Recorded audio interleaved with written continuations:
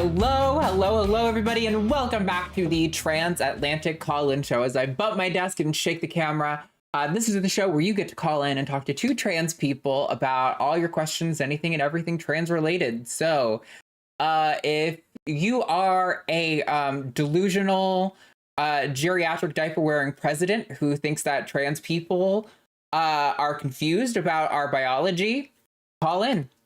If you have a loved one who maybe you have some uncomfortable questions that maybe aren't really appropriate to ask them, but you still kind of want to know the answers to, we will take that.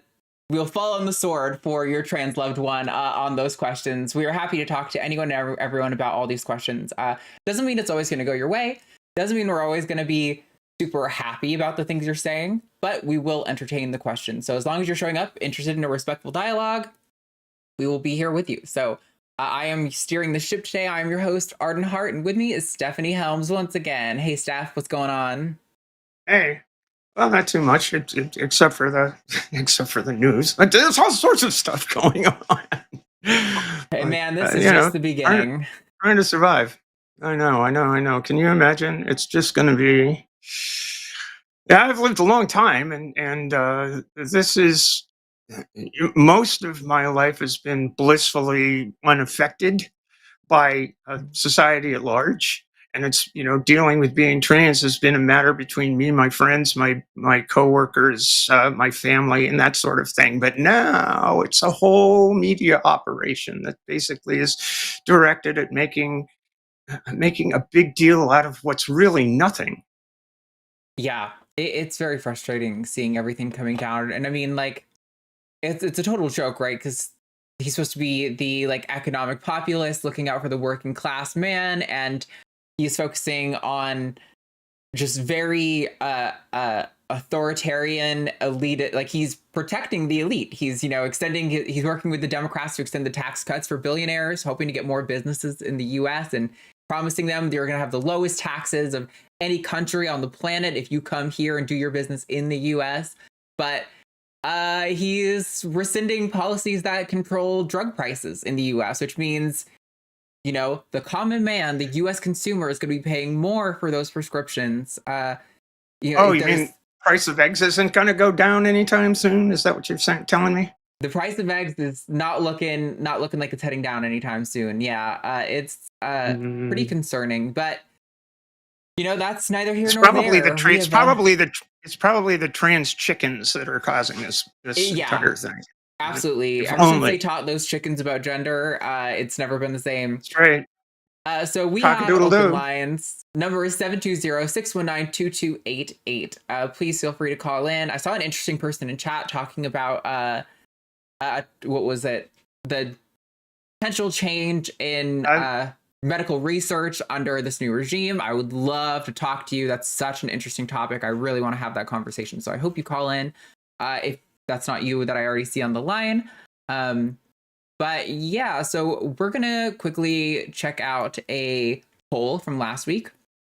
We're going to show you guys this week's poll and give you guys a chance to vote on it. And then after a few calls, we'll come back and talk about those results. So last week, our poll was, and I know this is a mouthful, everyone complained about it, and justifiably so, it's a mouthful. Do you believe House Republicans' federal ban on trans girls in school sports, especially considering their 50-year battle to overturn Roe v. Wade and the century-long opposition to equal rights amendment, sincerely about protecting fairness in girls' sports? I'm going to be honest, this surprised me, because a lot of our past two polls have had a different distribution than I normally see. But 89% said no, with 9.3 thousand votes, and 11% said yes. I think a few of the comments were talking about, we can never really know people's intentions, and I get that. That's totally fair. This is mostly an opportunity to discuss the House Democrats doing, I think, what is a great move on their part, and I hope we see a lot more of this in the next 4 years.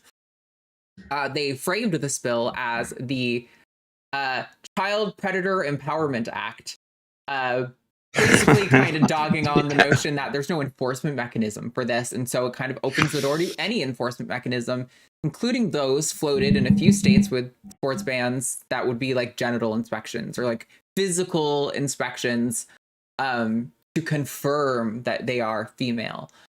So yeah, I mean, we're in for a wild ride over the next 4 years, guys. It's already pretty bad, and it's gonna get, I suspect, much worse before we even see a glimmer of light at the end of the tunnel. So I hope you hug your loved ones and buckle up. But Seth, do you have any thoughts on this? Well, Utah was one of the first states that passed a ban like this. It literally affected one kid in the entire state. If there is a crisis in girls and women's sports, it's not because of trans people. It's a notional thing, I think. A part of the drive to basically demonize and terrorize trans people, specifically trans women, and make it acceptable to do that sort of thing. But if Utah's having a problem with girls' sports, it's not because of that one girl in one town, in one high school. It's because the state's not funding women's sports. It's not promoting women's sport. Girls are, at least in my day, girls are socialized to not want to be in sport, except for cheerleading. And maybe field hockey. Yeah. But this is just it's misdirection. So that people don't pay attention to the real things that are a problem. Absolutely. In my view, that's just my opinion. Oh, and I say that as a person who has basically made her living on one particular sport, which is sailboat racing, her entire life. Yeah. Both pre and post transition with no trouble whatsoever. But now it's a big deal, and I don't get it.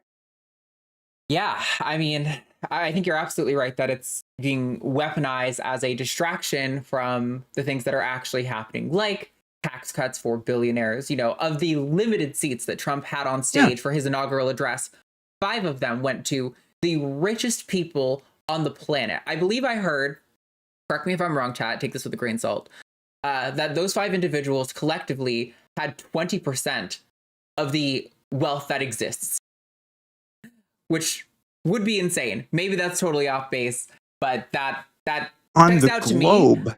And they've made over like $200 billion, I'm pretty sure, collectively between them, was something that I read. So correct those numbers if those numbers aren't entirely right. I'd be happy to acknowledge that and issue a correction live on air if that's not completely accurate. But it's absurd. It's absurd wealth that, most of us, even those of us who do well for ourselves, could combine all the wealth we earn over our entire lifetimes and multiply it 5 times over and still not even scratch 1 billion. Like that you don't understand how insane these proportions are. So it's despicable. I mean, they're talking about criminally investigating governors and mayors who don't cooperate with the mass deportation efforts. There's so many truly awful things that are happening, and it's despicable. A federal judge in Seattle has slapped an injunction on that, and what the guy had said. He looked at the Justice Department attorney who was representing the government, said, "Do you really believe this is constitutional?" And the attorney said, "Yeah, well, yes, I do." And he said, I'm absolutely shocked that you could have had 3 years of training and at a law school and believe this to be constitutional. It isn't. Go back to school. Injunction affirmed. So at least that piece. And it's ridiculous. The very first clause of the 14th Amendment, and it's there for a reason, and the reason was slavery. Mm-hmm. Yeah. I mean, for heaven's sake. I mean, it seems to me when you're talking about the wealth that was on that stage, Elon Musk's personal wealth grows at such a rate that just the growth is enough to provide tons of money to every man, woman, child on the planet. Ridiculous. Yeah, it's despicable, and we're going to be saying a lot of this stuff for the next 4 years. So with that said, we're going to read to you guys the next poll, and then we're going to take some calls and give you guys a chance to engage on the topic, and then we'll come back and review those results. So this week's poll reads, do you think trans people mean they are literally born in the wrong body, or is it simply metaphor? So that is your poll question. That is going live in the chat right now. So vote on that. Tell me what you think. And we will get back to that here shortly. But until then, we've got some lines. Steph, are you ready to take some calls? Sure, let's do it. Heck. That's why we're here, I think. Let's start off hot. Let's start off with Mila, she, her in Colorado. Think she may be a trans medicalist. So we'll talk about it. Mila, you are live on Transatlantic with Arden and Steph. What's going on? Hi. So first off, I want to say I don't want to take up too much of your time this time. I know I called last week. I'm going to be concise. So I did a little preparation, took some notes. Also, I don't agree that I'm a trans medicalist. I think that there are reasons why people might assume that I might be, but I'd like to clarify those distinctions. But before I even get into that, is it okay if can I just comment on the poll from last week and say why I really think it's powerful? Sure. Go for it. Mm-hmm. Yeah. You know, I really appreciate the framing that, like, this really isn't about women's rights. Let's look at J.K. Rowling for an example. Despite what it might have seemed like last time, that, like, I'm in any way a fan of hers, I'm absolutely not. And one of the reasons I want to emphasize that is J.K. Rowling is not converting, she's not converting conservatives into being feminists and supporting women's rights. Functionally, what she's done is converted feminists into voting conservatives, into like sane washing. Yeah, like she's sane washed the conservative party that's actively working against reproductive freedom, equal pay, all forms of feminism, to say that, oh, you know, your disgust and discrimination, desire to discriminate against trans people should be so strong that it outweighs everything. And the conservative party has used that to their advantage. So I just wanted to comment on. I love how the poll points that out. Thanks. Yeah, now, I mean, as far that's intentional, so I appreciate it. Thank you. No, absolutely. Thank you. Yeah, she's not converted conservatives into feminists. She's converted feminists into voting for a party that actively acts against the interest of feminists. Yeah. That said, thank you. That said, so I want to be concise here, and also I don't see your facial expressions, right? So I notice sometimes, like, you might want to interject, you might want to cut in. I just want to say before I start talking, please feel free to. Don't feel like you have to. I know I can take a while to get to my point, but I really think that we can have a very productive conversation. I'm very hyped up right now, given the executive orders that have been passed and just the state of emergency I think there is for trans people at the moment. And my only intention is to advocate for the inclusion. The inclusion of trans people. It's just that I'm afraid that my strategy, you know, which is focusing on the science and on, you know, I'm afraid that it makes me seem like a trans medicalist when I genuinely don't believe I am, because several key distinctions are, I do not believe in gatekeeping. I don't believe gender dysphoria is a requirement. I don't think that, like, there are true trans people, right? I think ultimately personal autonomy and freedom of choice is all that is necessary. But I do also believe that part of informed consent is that we understand the science of what's going on and we provide that data, you know, so that people can make informed decisions. Now, does that mean that science will, a brain scan, a genetic and a sequential analysis of a person's DNA, that even, like, you know, like diagnosing PTSD or bipolar, right? That that all of those need to be like requirements to go through the process of transition. Like, absolutely not. I think that that's just useful data that a person can have when trying to make the informed choice of, hey, is transition medically or socially or whatever, is that right for me? I like to focus, I probably consider myself more of a biomedical functionalist because I believe that we have to acknowledge that when a trans woman does transition, her biology, and I can get into a lot of detail about this, down to cardiovascular function, kidney function, organ function, sexual development before and after puberty. I can talk all night about this, but like one of the most important things that I think a big part of this debate is acknowledging that the biology of a trans woman who medically transition is mutable to an extent. Obviously, you cannot go from 100% endosexual male to producing eggs and giving birth, but biological sex classifications already include variations of intersex people for a reason. And I am basically trying to make the case that regardless of developmental pathway, whether that is uninterrupted development in utero or that is medical transition, the functional outcome of these traits align more with female biology more than they align with male biology, whether you're looking at it from secondary sex characteristics or the deeper aspects of hormonal regulation, which come down to physiological function. It's an entire systematic operating system physiologically that switches from the male operating system to the female operating system. And I'd like to go into detail on that. I'll stop there. I'd love to hear your thoughts about. Yeah. But I would love to hear your thoughts about. Yeah, I think. Oh, Steph, you are muted, by the way. I'm sorry. I want to just be smart. I want to be a smart ass here. Take 2 Premarin. Call me in the morning. But yeah. But you're right. Go ahead, Arden. I'm sorry. No, it's okay. I was just gonna say I don't know how much we really need to dive into any more of the details because I don't think anything you've said is in dispute here, and I don't think anything you've said so far reads as transmedicalist at all to me. I don't think that the inclusive transmedicalist is usually specifically defined as somebody who believes that you need dysphoria to be trans. If you don't have dysphoria, or even often it's flatly you can't be non-binary is also included in that belief. Which I disagree with.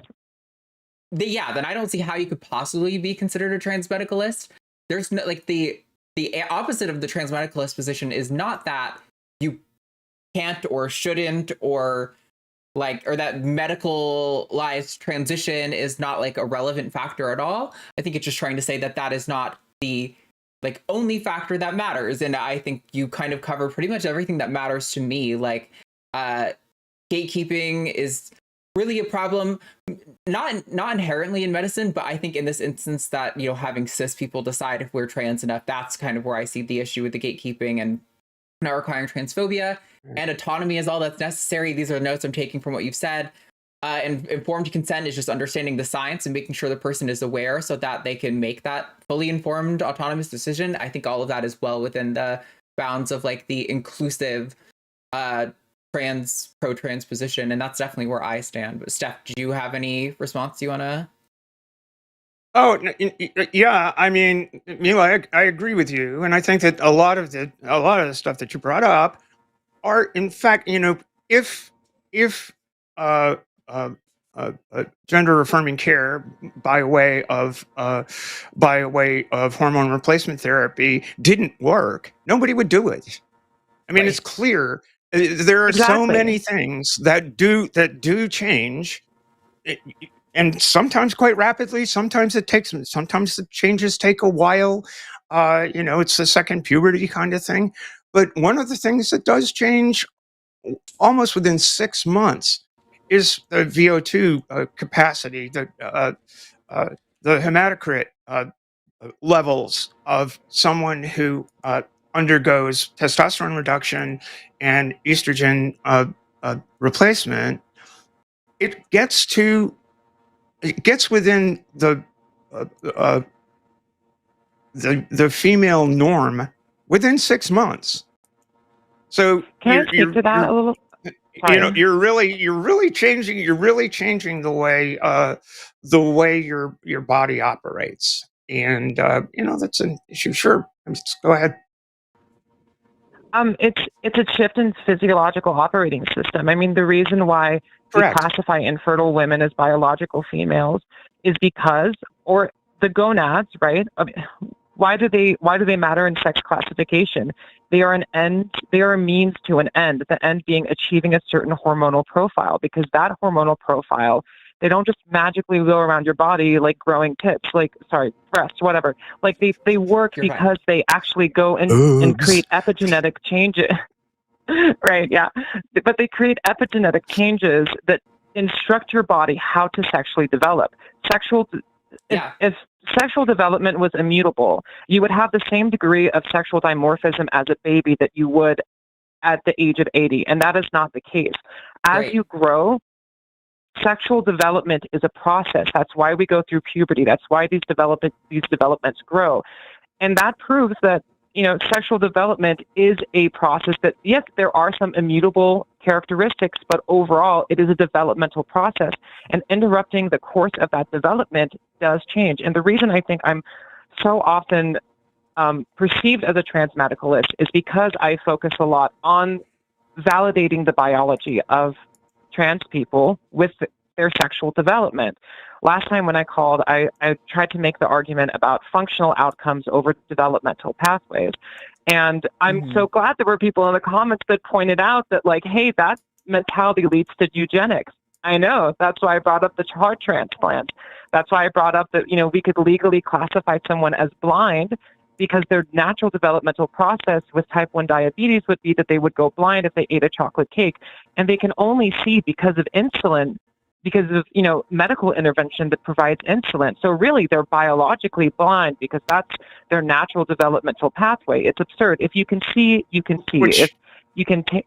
I'm sorry to interrupt. I'm sorry to interrupt, but interrupt. What Interrupt I would say, that what you're talking about here is the fact that you made the reference to biological female. I'm biologically female in almost every respect. Yeah, you're more aligned. Given my hormonal makeup, given my genitalia, given my all of this, I don't know what you're going to do with me, because somebody sometime in 1953 wrote a consonant on my birth certificate. Yeah, Mhm. I feel which like happened to be the wrong one. I've always struggled to feel comfortable personally saying strictly I'm female. But I mean, I'm absolutely comfortable with the notion of I am probably more aligned with female on almost every metric than being aligned with male. It just feels like, to me, it's an unnecessary claim to make, because first of all, Correct. there's I don't think there's any necessary and sufficient conditions you can provide that for the the category of female. And so it's almost like making an unfalsifiable claim. It's just not worth stepping into, in my opinion. But I absolutely would agree with what you said, Steph, where it's in pretty much every conceivable way that matters for medicine, it'd be more applicable to call me a female than a male in all those situations. But and somebody's saying my well, it's Within that the broader 100%. category. It's that 100% thing. I mean, of course, to be honest, I don't know what my chromosomes are, so I really can't speak to that. But nobody else does either. Right. I do know what my hormone levels are. I know a lot about all of that stuff, and it more closely aligns with the typically, both phenotypically and biologically, the biology that matters, which is the physiologic, neurologically, all of that. Right. So it's almost, I don't think that's a transmedicalist position. I mean, I think the transmedicalist position is that you must do these things and follow this roadmap in order to be true trans. Right. Which in my view, is bullshit. Even more so, I think the transmedicalist position is that sex is immutable, and that while you might identify as a woman and have a gender identity of a woman, that you are still and always will be biologically male. It's a very biological essentialist position most of the time. I don't know if that's always true for all trans medicalists, but I think that's usually the case. And there may be some traits that were developed under testosterone, but by that same logic, then a detransitioned trans man or a trans man in general, if male sexual development, which is what's immutable, right? Certain aspects of bone structure, whatever, voice changes, if those are immutable, then you have to say that they're immutable when they happen in a trans man. So which is it? Is biological male development so immutable that someone that goes through male puberty can never be a woman regardless of how they change their sexual development? Or is a trans man now biologically male, right? Like you can't have it both ways. I guess you could say that, well, they were born female, but again, that goes down to the developmental pathway over functional, objective developmental outcomes. And if I may just respond to Arden, when you said, I agree with you that, like, I'm not saying that your biology is 100% identical to someone who has a full alignment of female sex characteristics. Sure. What I am saying is that the category of biological female is broad enough to account for variations of male development.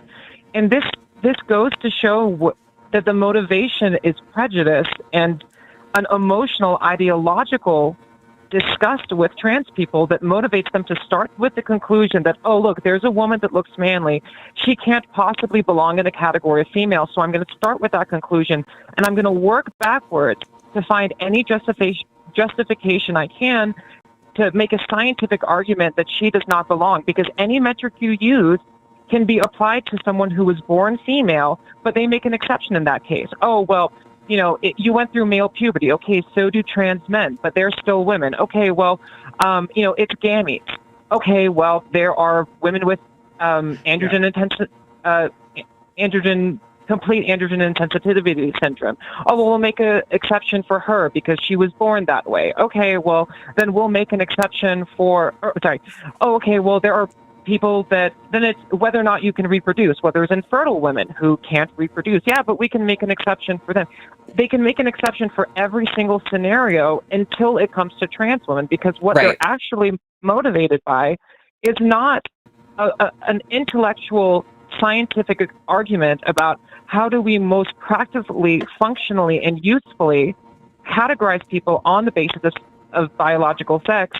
Even if a trans woman could 100% align with female biological sex characteristics, they would still look for that 1% where they don't align to say that's what defines biological sex. Or if there was 0%, they would say, well, you weren't born that way. Exactly. And because you weren't born that way. I was just going to say, even if we had the technology to change your chromosomes, that they would still do what you're saying. They would say, well, sure, you change your chromosomes, but you weren't born that way. So that's why I often refer to the biological essentialist version of sex as usually being like a sex soul, or it's this, because once you get to this thing where it's like the potential at conception for you to produce the large immobile gamete, and it's like, since when do we classify people as immutable traits by what was allegedly potential? Like, you don't know what was potential, right? Like, sure, maybe initially they're at, the zygote was forming, like they had XX chromosomes, but so many things can happen along the developmental pathway of a fetus that could inhibit that outcome. So it's like, they can have an SRY mutation on that XX chromosome. And so there is no sex differentiation at conception, which is where Trump's executive order defines biological sex. Which is hysterically funny. Yeah. By that logic, all human beings are non-binary now, because at conception, there is no way to determine biological sex. And even if you say, well, we can go by chromosomes, you aren't looking at the nuances of the genes that guide sexual development. That's why gender critical say that someone who is intersex is still intersex male or intersex female, because it's not the arbitrary shape of chromosomes. It's about the nuances of the genes that are on those chromosomes. And I'm so freaking tired of having trans people and I'm so fucking tired of people who support trans people being gaslit and being described as denying biological reality, putting ideology over biological fact, when I and medical professionals are the ones that understand that when a trans woman goes into an emergency room, we have to account for cardiovascular function, for female patterns of breast development. I mean, can I go on like a little bit of a rant of the degree of biological changes that occur as a result of hormone regulation? I might ask you to hold off on that, only because we're kind of in violent agreement here, and so I like. Fair enough. I appreciate this call very much, Mila. I do, and you're very knowledgeable on this, so I do appreciate hearing you talk on this. Although I do think, because we're in such agreement, I'm not sure that we're gonna spend too much more time on this call. But yeah, I mean, this is why I've been often saying lately that like my model of gender, my model of gender as socially constructed is superior to the biological model, because my model includes all of the facts about biology, but includes none of the pitfalls of the biological essentialists, failing to account for intersex people and failing to account for trans people. And it doesn't make the same mistakes of like, when your definition is adult human female, right? That gets you into problems where like, if in, Thailand, the age of adulthood is 14, does a 15-year-old girl who takes a vacation to Thailand become a woman and then go back to being a girl when she goes back home? Like, there's some logical absurdities that don't like really follow from a lot of the way that they think about biological sex. But Steph, I want to give you a chance to respond to Mila's stuff, and then we'll give Mila a last word and wrap it up there. Yeah. I think among many of the other great points you brought up, the thing that occurred to me is that so many people are trying to establish for themselves, right, where that line is drawn between male and female. It reminds me of a really great video speech that Andrew Seidel gave at West Texas A&M. I know the one where the president was banning drag.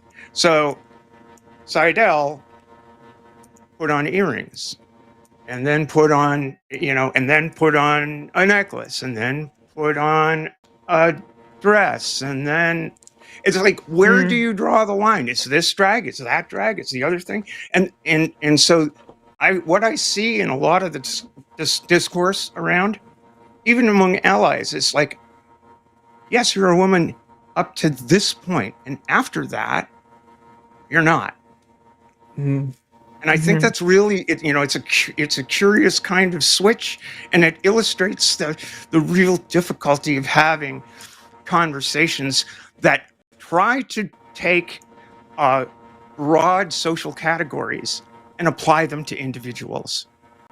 The individual gets obscured in the process, and their human rights and their well-being and their lives are affected. Because people people abstract it out and lack the empathy and compassion to look at that individual and say, "You're okay." Yeah. Last thoughts, Mila? Yeah, it's like,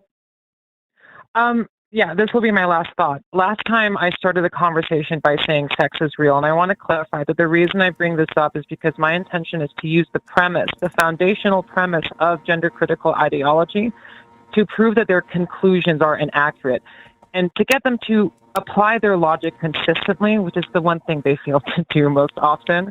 At the end of the day, thank you. At the end of the day, and give me just one moment to think of how to say this in the most precise way. Okay.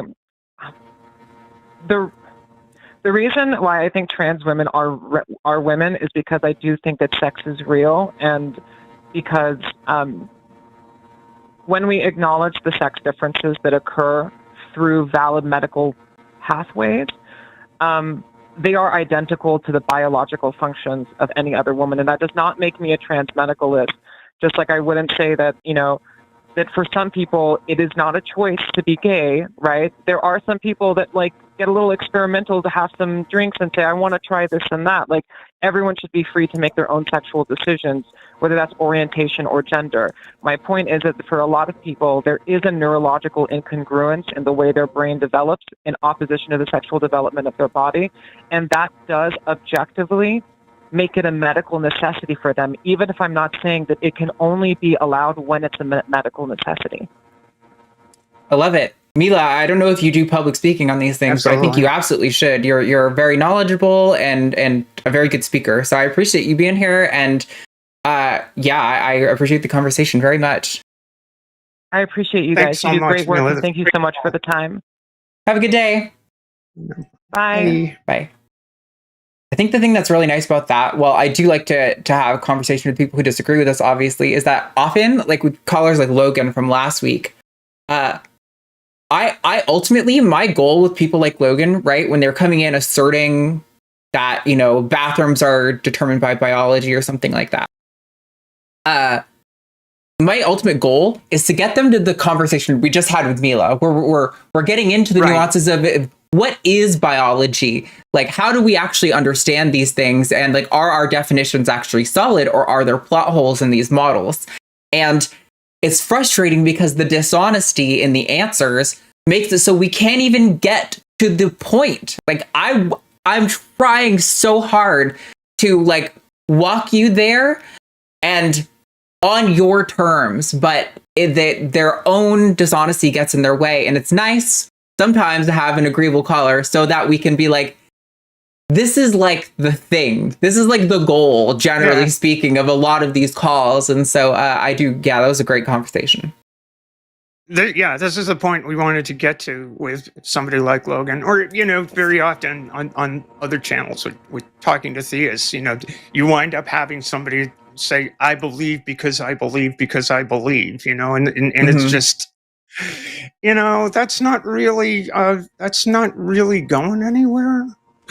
Yeah. So, where do you go with that?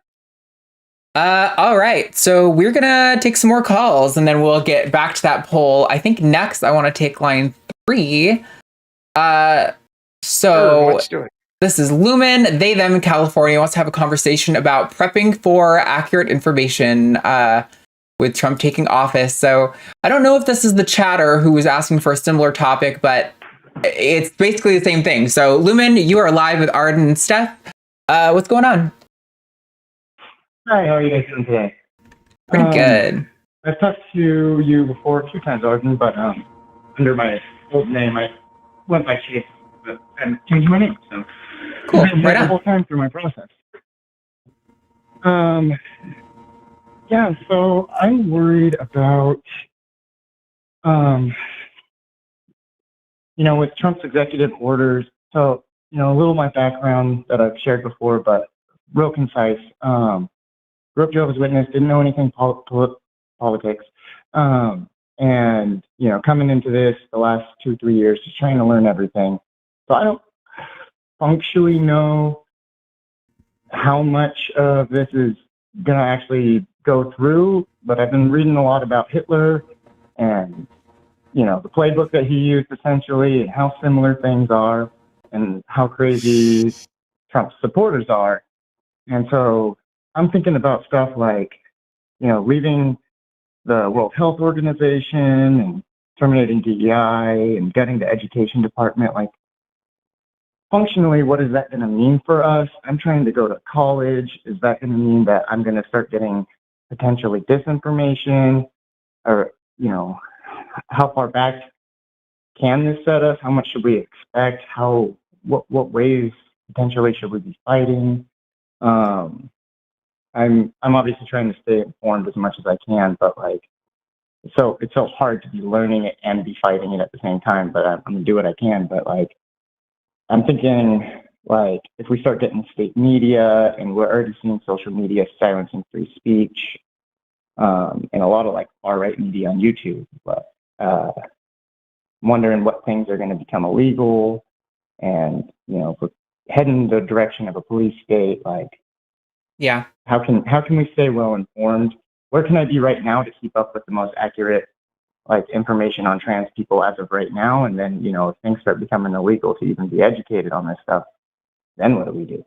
Yeah, I mean, I think maybe a little kind of sidetrack note from that is if somebody out there has a lot of studies downloaded, I would highly recommend archiving them on a hard drive that you can keep, because again, I don't know how long a lot of this stuff is going to remain accessible.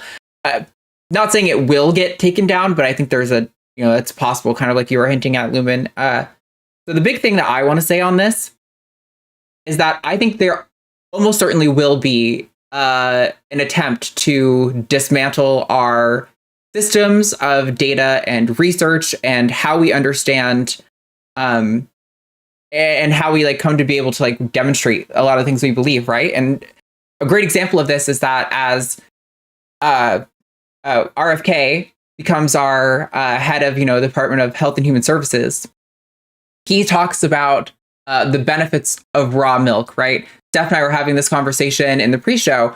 Before the 1940s, when the first states started passing laws requiring pasteurization, milk-borne illness accounted for 25% of foodborne illnesses, right?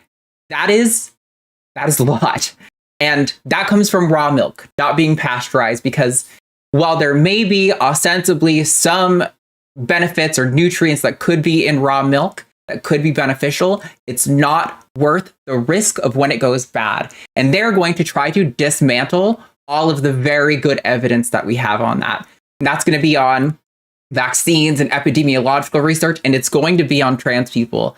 And so I think what we need to do is have people educated on how to understand research. So when you were going to school for psychology, for example, you have to take 3 classes on research methodology, basically going over how do you understand how good a study is, the quality of the data, are the conclusions that they're drawing from it valid? And these are things like the sample size. Bigger sample sizes are always going to lead to stronger data. That means the data is more representative. The sampling method is going to be important. Things like longitudinal data or meta-analyses also improve the evidentiary status of the data. There's things like the kinds of evaluations they're doing on the participants. So, what kind of questions are they asking them? What kind of models are being made from that? And, after all that, once we have the results, what kind of conclusions can you actually draw from the results? Those are all questions you should be asking yourself every single time you see a study. They're going to release studies that are going to reaffirm the Swedish study or reaffirm the Canadian study. I guarantee that is, obviously I can't see the future, but I'm very, very confident that is going to be something they are going to try to do. And so we need to be very vigilant about helping people understand how to evaluate the quality of an academic paper. Also, looking at the, who's funding this paper, what institution published it. Those are all really important questions we need to be asking. So yeah, I think that's going to be a big thing. You need to understand how to determine the quality of an academic study, because that tells you the quality of the evidence. The reason we can dismiss things like the Canada study is because the participants, right? This is the 80% of people desist claim. The participants were sourced as anyone who, well, not anyone, but people who attended this gender clinic, right? So they weren't inherently trans people that they were being evaluated. It was any child who, as parents had brought them to the clinic and consented to being a part of the study. So it's not surprising that in that population, you would both see a higher representation than the general public of trans people, 5 to 20% based on different, things that people cite. But it's also not surprising that the majority of the kids who maybe are experiencing some gender aberrant behavior aren't actually trans and are maybe just queer or gay or just maybe a feminine straight cis man, cis boy. So yeah, we really need to understand how to evaluate the quality of evidence.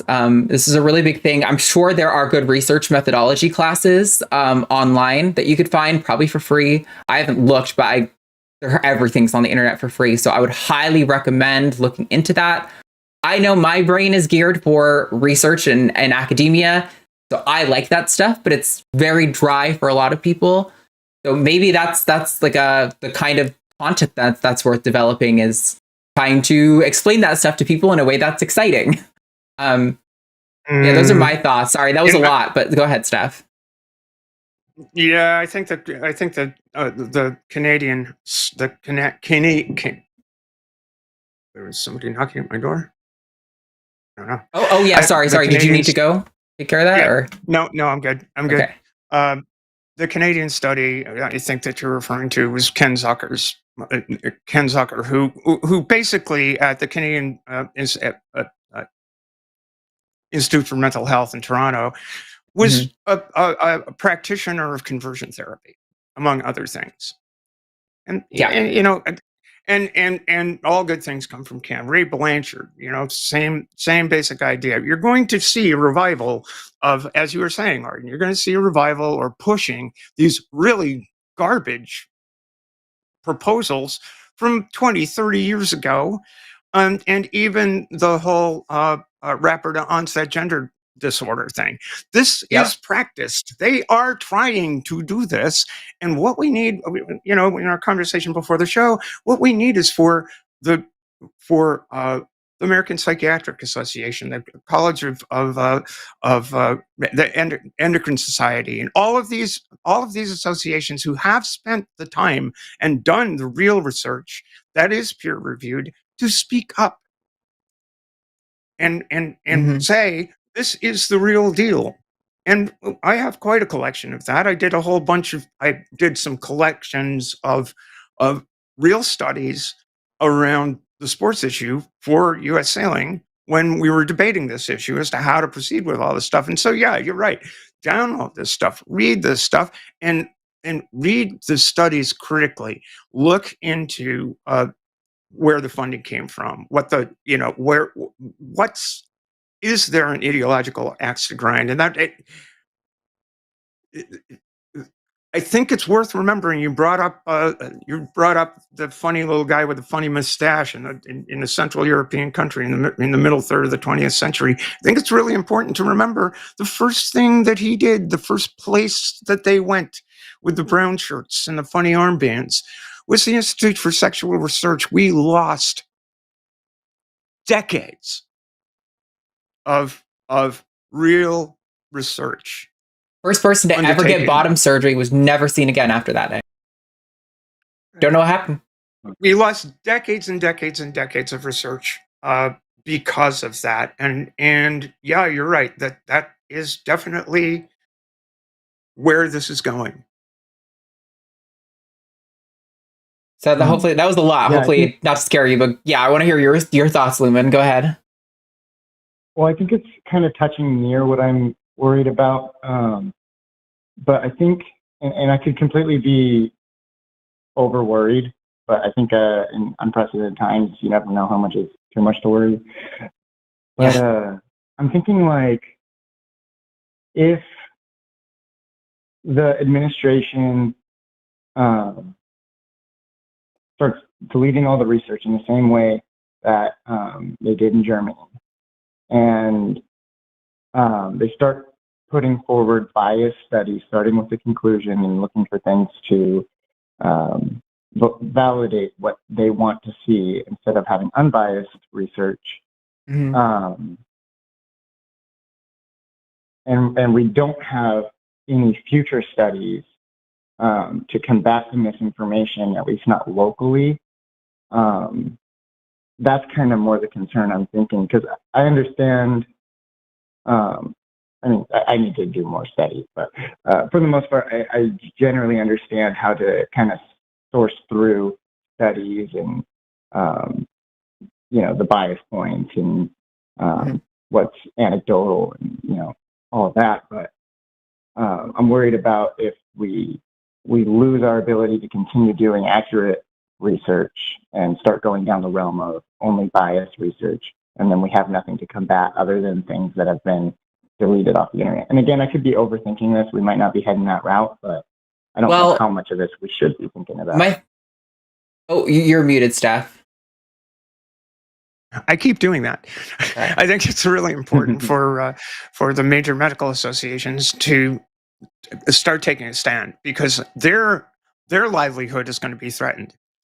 I mean, if we have a situation where the emperor is sitting by the sea like King Canute and ordering the tide not to come in, that seems the analog to me. It's like no, we're going to deny science. Yes, and we're going to deny science, whether it's around trans issues, issues of sexuality, or issues of food contamination, as Arden was saying. It's going to be important for people that know the science to speak up and say, hey, this is bullshit. I agree it will be important, although I do think it's worth considering that it seems like one of their tactics is going to be threatening funding for organizations, hospitals, and individuals who support trans stuff in general, anything trans related. So I think it's not unlikely that a lot of them will do what they're told. And it's hard for me to, it's disgusting and despicable, and they need to have a spine and not do it. But also, if their funding is critical to the health and well-being of hundreds of thousands of other Americans, I understand why they would make the despicable fascist decision to throw trans people under the bus, because it's like a triage situation, right? It doesn't mean I'm endorsing it. I'm saying I think it's likely that could happen, and I would understand why. I think as long as we are, keeping it, here's what I was going to say. I lost the thread, but I got it again. Man, now I'm losing it. Oh, where was it? Oh, yes. It's going to be a lot harder for them to do what they did in Germany when they destroyed the Sexual Institute documents, right? Because we live in the digital age. They are not going to be able to eliminate, we lost that data. Will never be recovered.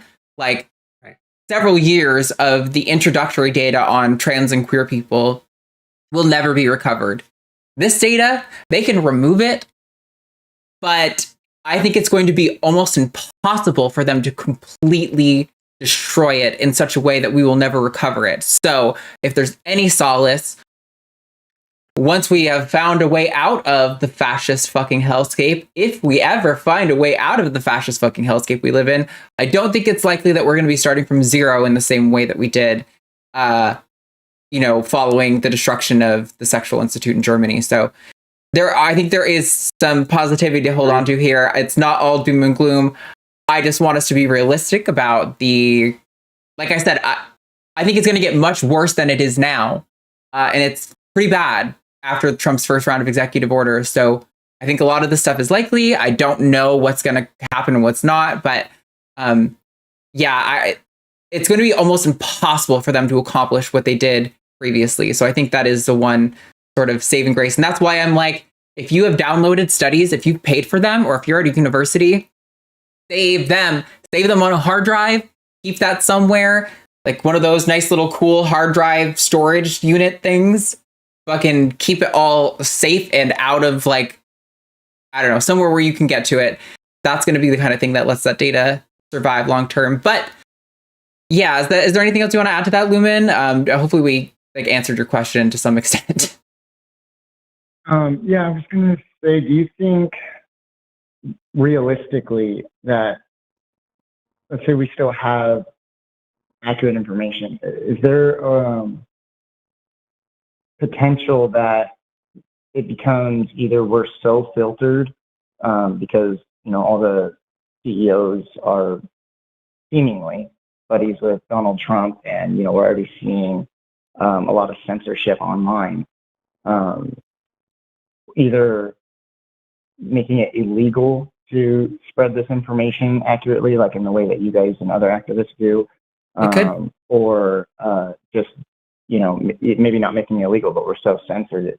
And if that's the case, I'm wondering how we can continue with activism, especially because we know that protests could potentially become far more violent. Yeah. So,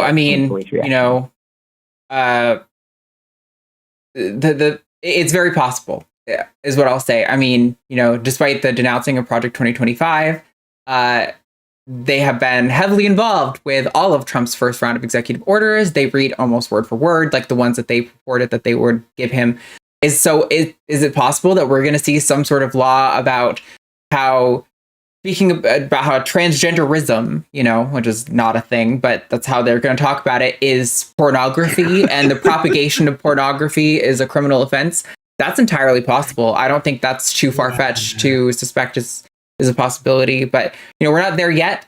And I also think take solace in, just like with this first executive order Trump passed, they're so stupid and so misinformed on what being trans is that the language of the bills are very easily exploitable within the judicial system. And while I don't want to completely rely on the judicial system, it is going to be one of our main forms of resistance in a legislative sense to the things that they're pushing down the pipeline. So, yes, they're probably going to try to do something like that, I think. But will it become enforced and actually in law? That remains to be seen. So, just like with COVID, again, I want us to be alert, but not panicking. Like, let's pay attention to the science. Let's make reasonable decisions, have your plans for how you can take care of yourself and your loved ones, but don't panic because things aren't quite there yet. Yeah, to plan to survive, just plan to stick around and plan to survive. And what if worst comes to worst, then, well, worst came to worst. But, we've got to encourage that allyship that is real allyship, that really stands with us and really makes the point. I mean, we got good news and bad news, like the judge in Seattle who put the birthright citizenship EO on hold. That's good news. Bad news is Marco Rubio's State Department has now basically said, this just came out, has said, we're not going to change. We're not going to process any more applications for gender marker changes on passports. This is the State Department. We're not going to do that, and we're going to hold on to all the paperwork you sent in. Follow That's you terrifying. down, which is scary. I mean, that is that. So the thing that worries me about this Trump administration is they're not going to be as incompetent as the first Trump administration. They are surgical about this, and they wrote 900 plus pages of what they're going to do, and they're going to do it, or at least they're going to try. And that's why it's going to be critical for people outside of marginalized groups, people with a voice. And that's even a voice within the Republican Party and within the donor class to say this is a bridge too far. We've got to develop and forge those alliances, and because we're a very, very, very tiny minority. Yep. We need Andrew Seidel's. We need people to be on our side in a way that isn't just, oh, gee, isn't it too bad about that? Too bad you're on the street. Too bad you're in the camps. Too bad. It's like, that's not allyship. That's just, I'm okay and fuck you. Yeah. That said, Lumen, we do really need to move on. We are almost at the hour here. So if you want to give any last thoughts, we will, we'd love to hear it, and then we're going to move on. Yeah, I just appreciate the information. I'll be playing the call back again every time I call in. Before I let you go, I did want to say something the last time I called and I totally forgot. If you got 45 seconds. 45 seconds, go for it. Okay. I was calling my friend, and or we scheduled a call, and I scheduled it for after the transatlantic call. I told him I wasn't available for a couple hours, and I was like, well, I technically was, but so I went through it, and I was like, sorry, I was calling a call-in show called the Transatlantic. My friend goes, oh, with Arden? And yeah. And so weird. That's how I was able to come out to my friend. And that's when she came out to me as trans. And we grew up in the same cult in the same city, and I was like, what the fuck? So I just wanted to let you know that's so cool. You helped a lot of people, at least 2 people in my life. And thank you guys so much for your activism, what you're doing. Keep it up. Have a great day. Thank you, Lumen. I really appreciate that. Thanks, Lumen. I will never recover from people knowing who I am through the show. That is so weird.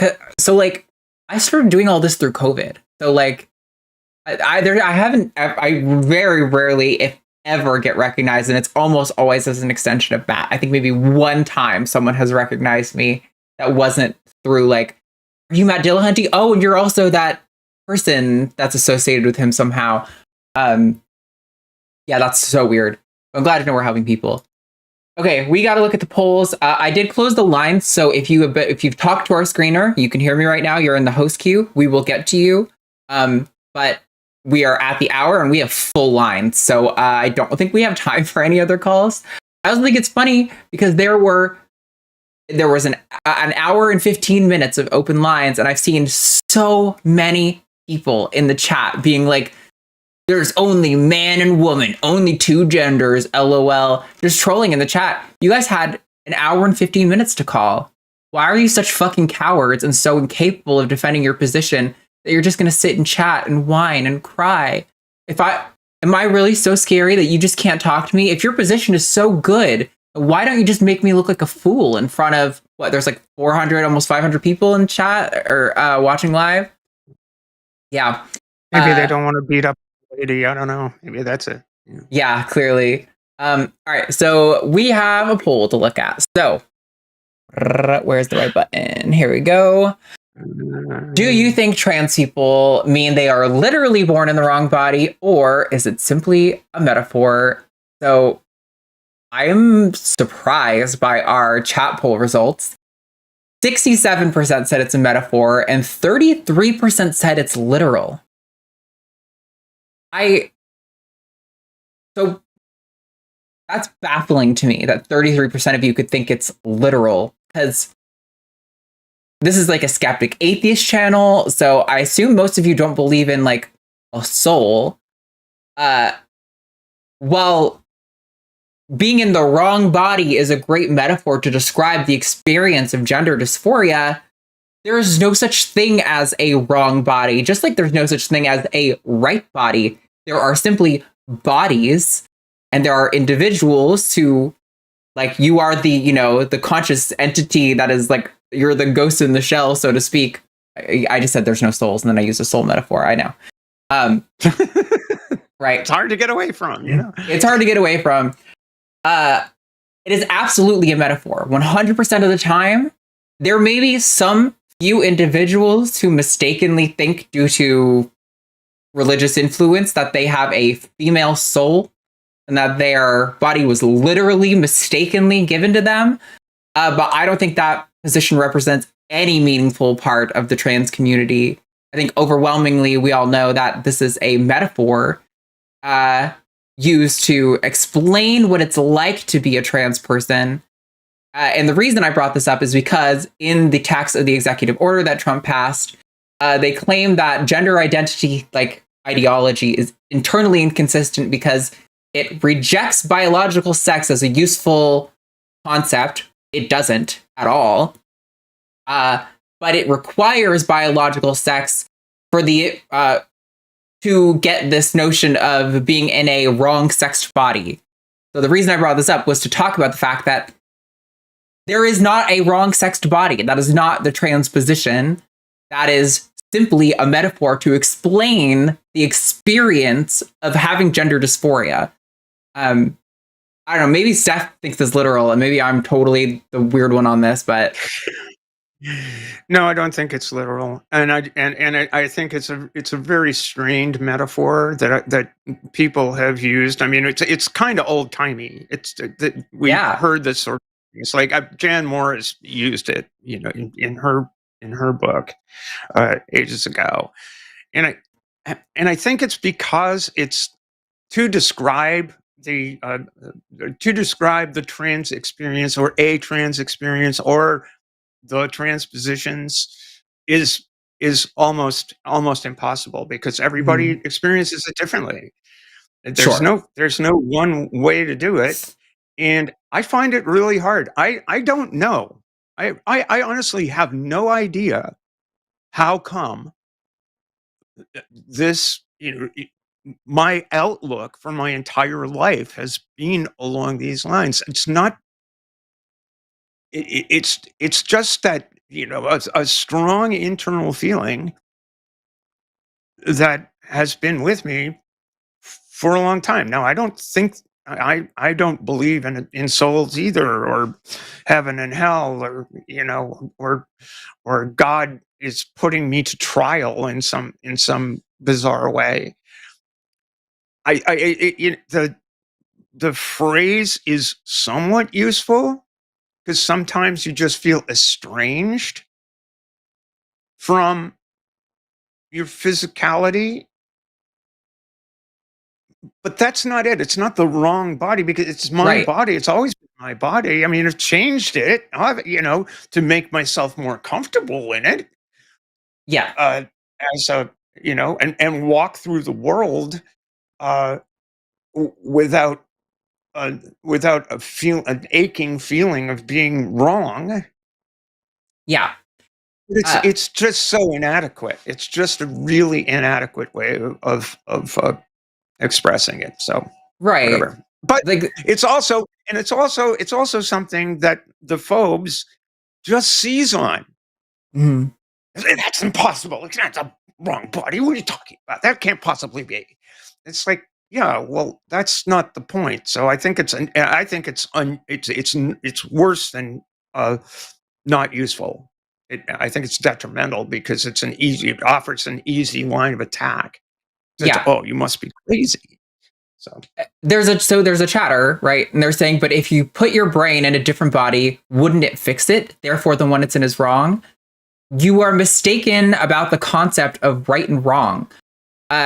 If you put my brain in a female body, I might cease to have dysphoria, but the notion that a body could be right or could be wrong is incoherent. There's no such thing. It's an incoherent concept to have a right or wrong body. You simply have bodies, and you simply have feelings about those bodies. I don't know how anyone can misunderstand that the notion of, like, you feel wrong in your body, but your body is not wrong. Your body just exists. If you are on an atheist skeptic channel, I don't know how that isn't more accessible to you. People are saying maybe they misunderstood the question, but to be fair, I feel like this is one of the most direct and straightforward questions we've had in a long time. So yeah, I don't really understand how this is. I will have to reflect on this. Maybe I wasn't as clear as I thought I was, but honestly, I think that was so direct. Yeah, it's like, it's very strange. But like, I agree. When the conservatives say there's no such thing as a right or wrong body, I agree. There are simply bodies, and I might feel wrong in it, but that doesn't mean the body is wrong. The body just exists. Anyway, yeah, so it is a metaphor. It is not literal. It can be literal. Here. I mean, that's crazy. I've got a comparison. And Matt, who's probably watching on stream, is going to know where I got this metaphor from. When somebody has a spinal tumor that's pressing against the nerves in their back, they often describe walking around as feeling like walking on pins and needles. In no way is that person suggesting that there are literally pins and needles in their feet. They are using a metaphor to describe to you the internal experience that they have relating to their current biological condition. They're not claiming that they have like invisible pins and needles on their feet. It is a metaphor. It's like being in the wrong body. It's like walking on pins and needles.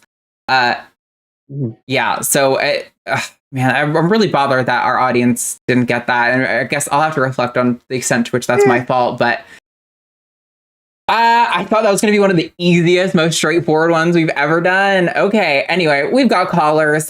We got to start working on getting through them. So, let's see. I think I might start with Brian in Kentucky. Pronouns are he, him, has a question about internalized homophobia and transphobia. So, Brian, you are live on Transatlantic. Talk to us about what's going on. Hi. Hey, Brian. So Hi, I called a couple weeks ago about gender as a social construct and medical transitioning. Really enjoyed that conversation. So nice to talk to you guys again. Um, and second of all, no, I think your poll was very clear. I have never thought that it was anything other than a metaphor, and I'm cis, so I'm like, Yeah, thank you. yeah, I was like, yeah, what? Anyway, sorry. What do you want to talk about yeah, today? yeah. So I guess just to be blunt and like upfront, I like growing up when I first came out. I already know for a fact that I had a lot of internalized homophobia, and that kind of took the form, it manifested in the form of like if I saw another gay guy and they acted particularly effeminate, like I considered that, oh, that's what an F slur is, right? So, and as an adult, like I've moved past that, and I'm like, no, I just had really conflicting internalized homophobia about like what femininity is, and et cetera, whatever. Um, and so, because I've kind of made that distinction, it's like looking back, that behavior really truly was driven by internalized homophobia that I hadn't processed yet. I guess I wonder, like, do you think that a lot of this, like LGB without the T, or like influencers like, say, for example, Blair White, do you think a lot of that is driven primarily by internalized transphobia, homophobia? Because that's what I think personally, because I see a lot of like pick me behavior, and it's like, well, the leopards aren't going to eat my face, like, but I'm just curious, like, what your thoughts on that are. Yeah, I have thoughts, but Steph, do you want to go? Yeah, I think that there's a lot of that.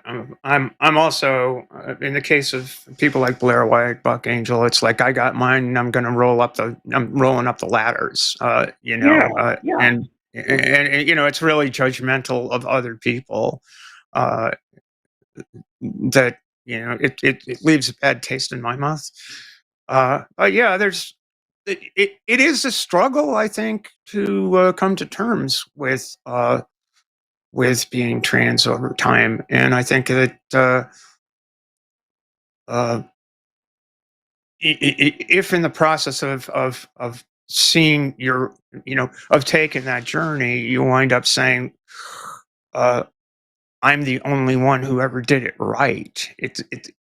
That's just incredibly Right. selfish and self-centered. And whether that's because of internalized transphobia or just because you're a jerk, I really don't know. Yeah. But I do think that the phenomenon of I got mine, screw you all, you're not pretty enough, you're not handsome enough, you're not this or that enough to live up to my exclusive standards, because I obviously am the apex, the epitome of, it's like, just step off.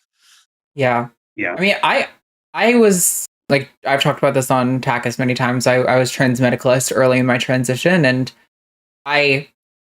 also people know about my like detransition phase that I went through, and I think a lot of that was this like internalized transphobia and homophobia. It was like, man, like I had the same feelings you're describing, Brian, where like if I saw a particularly confident and proud queer person who is a little bit flamboyant, I would be like, oh, that's a slur in my mind. Like that's kind of how I viewed it, and viewing like a lot of trans women who didn't pass as like made me cringe, like it somehow reflected on me.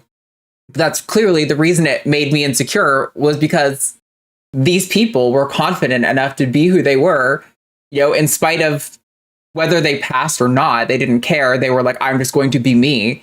And that made me insecure. And like reflecting back now, I can understand that. But in the time, it was like, oh, why are these people trying to like make trans people look like freaks? They're making our life so much harder. They could just assimilate and everything would be fine. But the fact is, if we all just assimilated, it wouldn't be fine. We would still be in a position with somebody like Trump taking power, and they would still be passing laws like this, and they'd be affecting all trans people, not just the ones who don't pass or aren't comfortable or, or don't look right. So Yeah, I mean, I think it is an element. I also think there's an element of it that is just, man, that far right grift pays real good. I was wondering, yeah, if that was part of it too, because I was gonna add on to it, like, or is it primarily just because it's a grift, like because it's profitable? Like, yeah. That's certainly an element. I'm sure that's an element. There's hey, it's a living, I guess. Yeah. It's tough to make a living shitting all over other people, though. Yeah. Really bad. Well, and I will say I really appreciate you actually volunteering that information, Arden, because I was kind of curious because again, like I have this experience with internalized homophobia, and it's kind of a source of shame for me. Obviously, I moved past it and recognized that it was happening, and I was curious, like, is this something that trans people experience? And I'm assuming it probably was, but I just, I kind of wanted perspective. So I really appreciate it. It felt kind of forward to be like, hey, have you done this? Did you ever feel this way? That's kind of forward. So I appreciate you volunteering. Yeah. Honestly, I'm skeptical about anyone who grew up in the US who would reject the notion that they felt that way. Like, maybe they had really progressive parents and that I'm sure those people exist, but I think 90%, even higher, of queer people in the US must have wrestled with some degree of internalized homophobia or transphobia at some point in their life. I mean, it is just simply just such a universal experience that it's like sorry, one second. Of growing up being told that queer people are icky and gross and they're slurs and why do they have to be that way, and like unpacking that and not realizing until you get older and have your own thoughts that you can realize like, oh, they really thought that for a really bad reason, and do I actually still hold on to that belief? And just like religion, I think it's something you kind of get indoctrinated into and that you have to learn to deconstruct. And I mean, I don't know. It's hard to estimate the sincerity of people like Blair White. I really don't know. I think it's probably a combination of all those things, Yeah. Yeah. No, that makes sense. And I know you guys got other calls, so I won't take up too much of your time. Only other thing, kind of closing thought I just wanted to throw out there is, I mean, like with the LGB without the T, that thing just absolutely blows my mind for a multitude of reasons. I mean, number one, I mean, queer liberation owes so much to the trans community or trans people in general that to even be proud of being LGB without the T is just completely nonsensical to me. And secondarily, like growing up queer, it's like, what it feels like to be invalidated constantly. So even before like I learned about trans issues and could defend them, like my default position was just like, well, these people are telling me that they're being oppressed, and I know exactly what that feels like as a queer person. So just by default, out of commiseration, I'm going to support them and say, I don't care what you say, even though I don't know the science yet, and I could be wrong. I just know what that feels like, so I'm going to say I support them anyways, and I don't care. Like, now, obviously, like, through your show and through other creators and everything, like, I can actually defend that and back it up, but it's just a couple reasons that I just don't understand it, and so, that's all I have. Thanks for the short convo. I didn't want to take up too much of your time, because I know you sometimes want to get to more spicier stuff, but sure. Thanks. There's only one thing I want to add. I want to add one thing sorry. Before you go, is that I also think it's worth noting that a lot of these LGBT without the T and LGBT alliance organizations, the majority of their membership and their supporters are heterosexual, straight, cis people. Like, they are not queer people at all. There are queer people within those groups for sure. They prop them up as their figureheads to validate their movement. In a lot of cases, the majority of their membership is bigoted straight cis people. So if that helps understand and elucidate some of the why those organizations exist, that's part of why. Because when you poll queer people support trans people, especially queer women. Overwhelmingly, are like one of the biggest groups that supports trans people.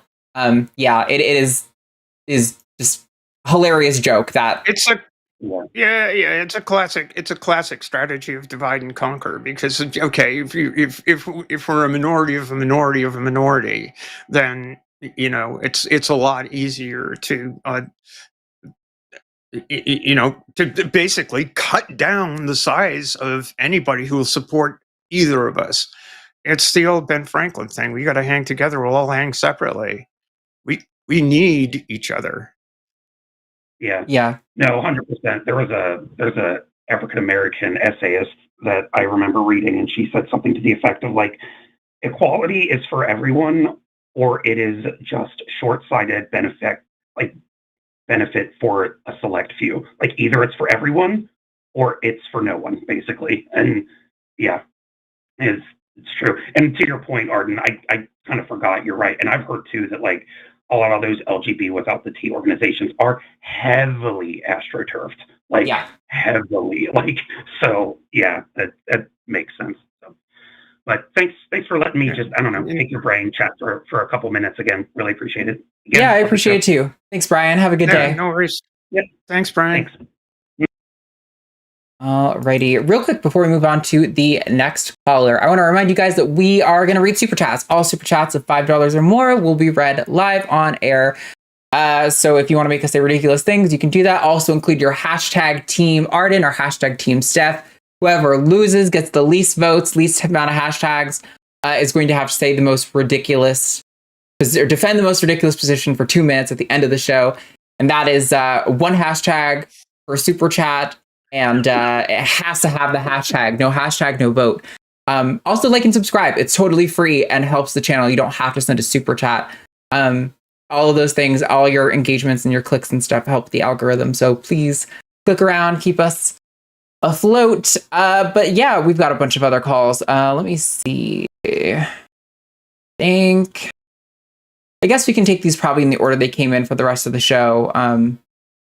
Yeah, sure. All of these are about similar quality of spice, which is not very much. All right, so we got Rogue Show in South Carolina, pronouns he, him, asks, how can he help trans folks as an ally given the executive order about Trump? Wonderful. Rogue Show, thank you for calling in. Yeah, thanks for having me. Awesome. Yeah, so why don't you kind of like How's it? set it up for us? So in light of the dumbass executive order on everyone's recognized by their biological sex thing, honestly, I just can't help but to be scared because I have family members who are trans, and I don't want them to like perish because of this bullshit. So, put it simply, how can I like help out trans people? Tell your state legislators, tell your representatives, tell your senators, tell the Secretary of State, tell people, what is with you? Why do you want to hurt my family? Yeah. Having conversations with people in your community, in your direct circle. I think a lot of states, I know Texas will do like committee hearings before they pass bills into law. So like you're able to testify at those. Any citizen is able to testify at those. Those are things you can do. Definitely calling your representatives and things like that. Also, though, just like supporting queer and trans people, like monetarily, buying from queer businesses and trans businesses and those kinds of things. Donating to Escape GoFundMe's if they're trying to get out of restrictive states. Things like that can all be helpful. And yeah, I mean, I think the biggest thing is we need to shift. We need a cultural shift. We need people in society broadly to. And by the way, I know there's a lot of people who are afraid because a lot of the polling on support of trans stuff is low right now. But support of like the civil rights movement in the midst of like sit-ins was really bad too, right?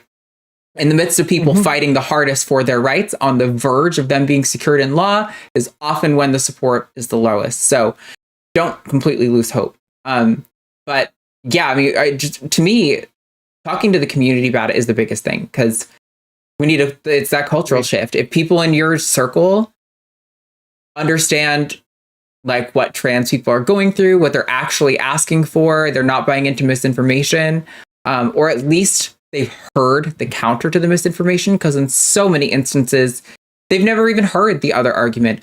All they heard was that Trump said a migrant got a sex change, an alien immigrant got a sex change in prison, which, like, by the way, is actually totally defensible if we are still committed to providing people in the care of the state with medically necessary healthcare, which is really uncontroversial in the US most of the time.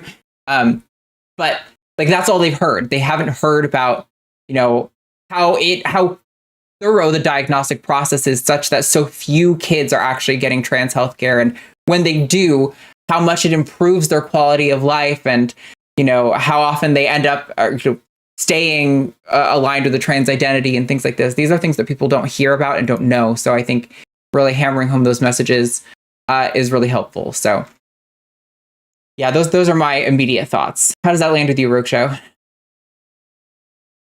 So I guess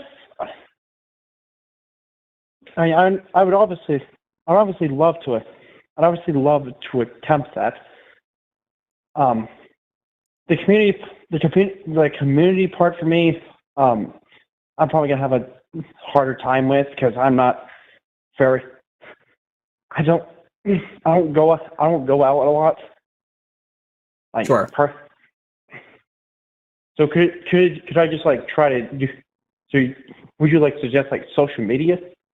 Try to reach out through social media?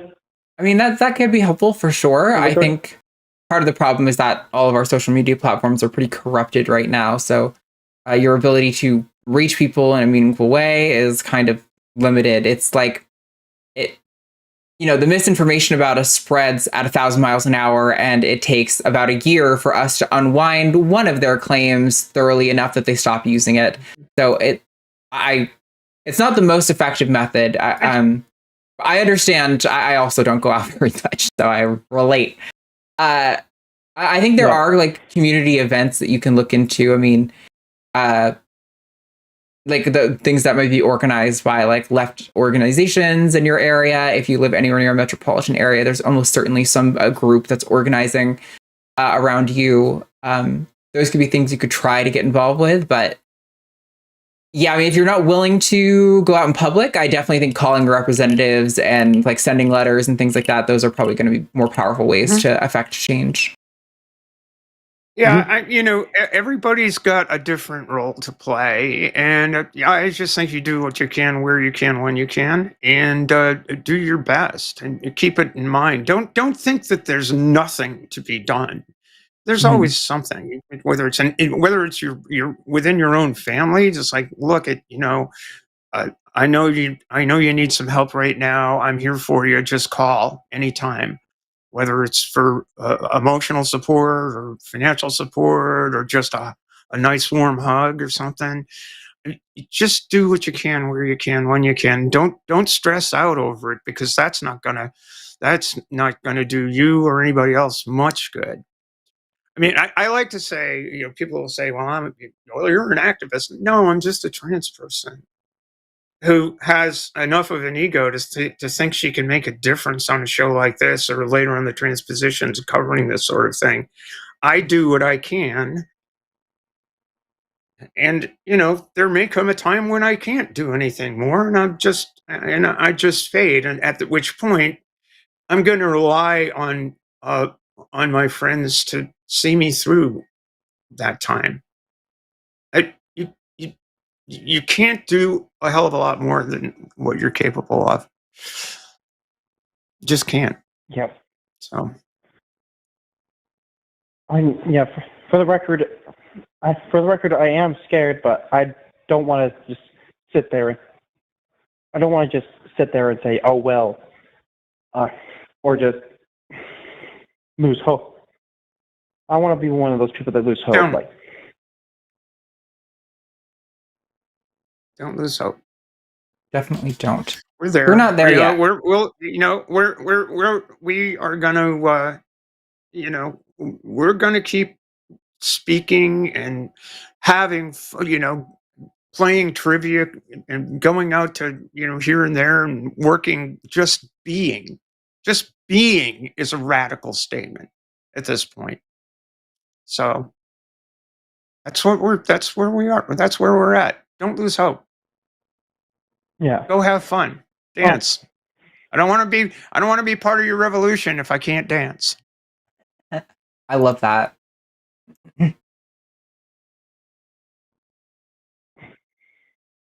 I approve of that message too. And so, for the record, I think all of you are doing. I think all of you are doing a phenomenal job. Advocate, like just being on this show. Being on the show, you have a large audience. You have a large audience that you're listen, or a large audience that you're able to influence. You're doing a lot of work. Thanks, Rogue Show. We're Thank trying you very our much. best. I appreciate you. Is there anything else you want to add before we let you go? Absolutely. No, very much covered it. Thank you very much. Thank you. You have a good day, Rogue Show. Good to talk to you again. You too. Bye. Take care. Yeah, it's one of those things. I struggled for a really long time with the feeling of like, I don't want to talk about trans activism. I really would love it if I could have been able to just like be a reptile breeder and like a farmer and have not had anything to do with any of this stuff. But something I've come to in the last like few weeks, I feel like, is an acceptance of I don't feel like I can sink into and enjoy that until I'm done this fight. And if that means I'm likely going to be fighting until I'm dead. But I personally can't. I can't sit back and just relax and like live a life knowing that all this stuff is going on and not doing my best about it. Like, you know, if nobody does something, then nothing gets done. And so, yeah, I mean, against all of my best interest, I continue. You know, I came to this position in 2018, the first time that Trump tried to basically do this executive order, and he did it incompetently then, and he's had plenty of time to review how it didn't work, and so now he's goddamn well determined to make it work, and that's what got me to stop being stealth and stop and really take the issue on, because it's important. You know, we can't fix this ourselves. We need allies, and I felt like at that point in time there were possibilities of getting people to actually step up and do something that weren't me. Or, you know, so sometimes it's just hard. But yeah, like I said, you've got to go out and dance. Absolutely. Keep that going on.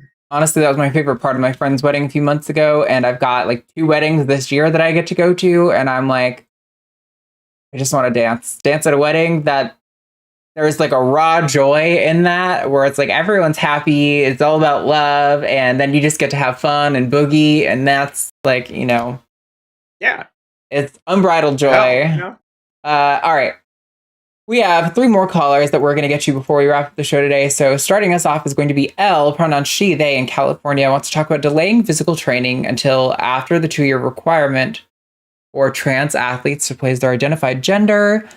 So not entirely sure the direction this conversation is going to go, but yeah, L, you're live with Arden and Steph. Talk to us. What's going on?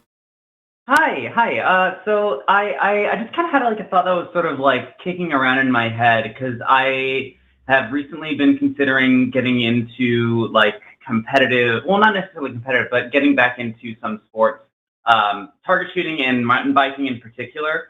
And I just kind of had a thought in my head as I'm coming up on my like year anniversary of starting my medical transition. And I just kind of thought, like, what if there was a way to sort of, you know, this can go into like sort of placating like this, you know, attitudes towards like transgender athletes, but if I were to say not focus on training on those particular sports up until the point where I've met that 2-year point, I'm curious on one, if that would even make a difference in terms of my performance on if I had been training prior to that point or not, and two, would it what I just kind of wanted to pick your brain on if you think that would adjust cisgender attitudes towards trans women in sports in particular. So floor is open. Let me know what you think about that. Yeah, Steph, you want to jump in on that?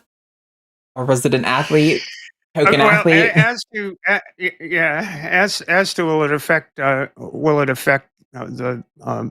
specifically cis opinions on that? I think will it affect the people who do draw? We were talking earlier about where you draw the line. It's you're a woman up until you want to get on a bike or get on a sailboat or get on the football pitch or get on, at which point you become a man. No, it's not going to affect those folks' attitude, because that's where they draw the line. It's like, okay, just blah blah blah blah blah. Oh, man, now. It's not going to change their attitude. What's going to happen? The only thing that can change, as Arden was saying earlier, the only thing that's going to change that is a shift in outlook, and that's going to be hard to do. Now, it was interesting in 2022 after the IOC kicked the determination of determining eligibility, and that's what all of this stuff is really about. For each individual sport that is an Olympic sport, they have to make their decision as to the eligibility to compete in their sports. Previously, the IOC made those decisions across the board, with a few small exceptions, like World Athletics had a lower T threshold for competing in the women's division than the IOC standards were at the time. But in the midst of all of that debate, internally at the level of my national governing body, we had the opinion at the board level there was about 60-40 in favor. And sailing is really kind of one of those sports where it's very co-ed, and women are very successful. That actually in collegiate sailing, women are more successful than men. There's no advantage to having a guy on the team. Mm-hmm. But it's also very equipment dependent. So, which is why it becomes really. So anyway, is it going to change the foes' opinions? No, because their opinion is fixed. As to your training, if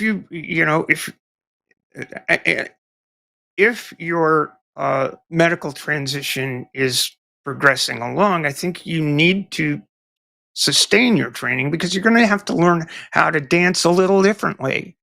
Yeah, I know that's what happened to me in just trying to figure out, raw strength isn't going to get me through here. I need to work on choreography. So I wouldn't suggest that you do that, because if you're trying to do it to placate some transphobes' interest in not wanting you on the bike at all, that's never going to work.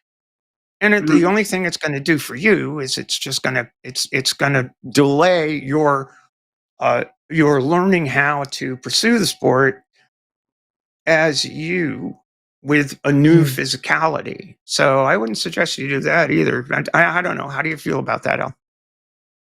I mean, it certainly, like you were saying, like the competitive sailing thing. I definitely noticed a lot of parallels in terms of like the competitive shooting scene, because it's actually really interesting. There's actually quite a few like transgender competitors in that scene, and I actually didn't know this, but like IPSC and other governing bodies on shooting competitions actually do have the same IOC standards, which I felt a little surprised at, because I kind of figured that would be a way more conservative governing body for the sport. But that entire it's not a matter on like, how heavy you can weigh or how heavy you can like lift or how strong you are, because like oftentimes it's like you're actually engineering your kit to be as light as possible so that you can just be more agile. And yeah, I mean, I guess I kind of figured that in a way it would make sense for me to not like sort of set myself back and like wait for like my body's like natural rhythm to be more in line with like a cis woman's, I don't know the particular technical terms, but just how the body, repairs muscles and like, deals with, stamina and recovery and sort of like that. But I mean, like, I certainly haven't like hamstrung myself enough. Like I go running just to keep myself in decent shape anyways. So, but yeah, I don't know. I just kind of wanted to sort of, I just kind of wanted to see what your take on that was. And I don't know, I think I've kind of gotten a pretty good answer from that. Cool. Yeah, I don't think I have much to add that's different from Steph's. I would like pretty much just repeat most of what she said. So yeah, if that works for you. Wow. nice and easy and a quick convo, but I appreciate it a lot. Thank you very much. Yeah, thank you too, Al. You have a lovely day. It was awesome. You too. Have a good day. Ciao. Like the only thing I think I could add is just my personal anecdote of I didn't do physical activity in the first like 3.5 years of my transition. I don't do activity now. And I was stunned and shocked at how different my abilities were between those points, and a little jarring. Like, yeah, your body definitely changes, and I imagine that staying fit and training throughout that would help prevent what I experienced. So that's why I was just like, I would just repeat what Steph said. There's nothing new there. All right, one more super chat, and then or super chat, one more call. Go ahead, Steph. Yeah, it really is. I keep using this dance metaphor. It really is. Being part of training for any sport is being familiar with what you're capable of. And if you lose track of that, then all of a sudden you're just way behind. You're way behind the curve. Yeah. I mean, so. All right. We have one call left, and then we're going to get on to super chats, and I will get debate positions up in the chat.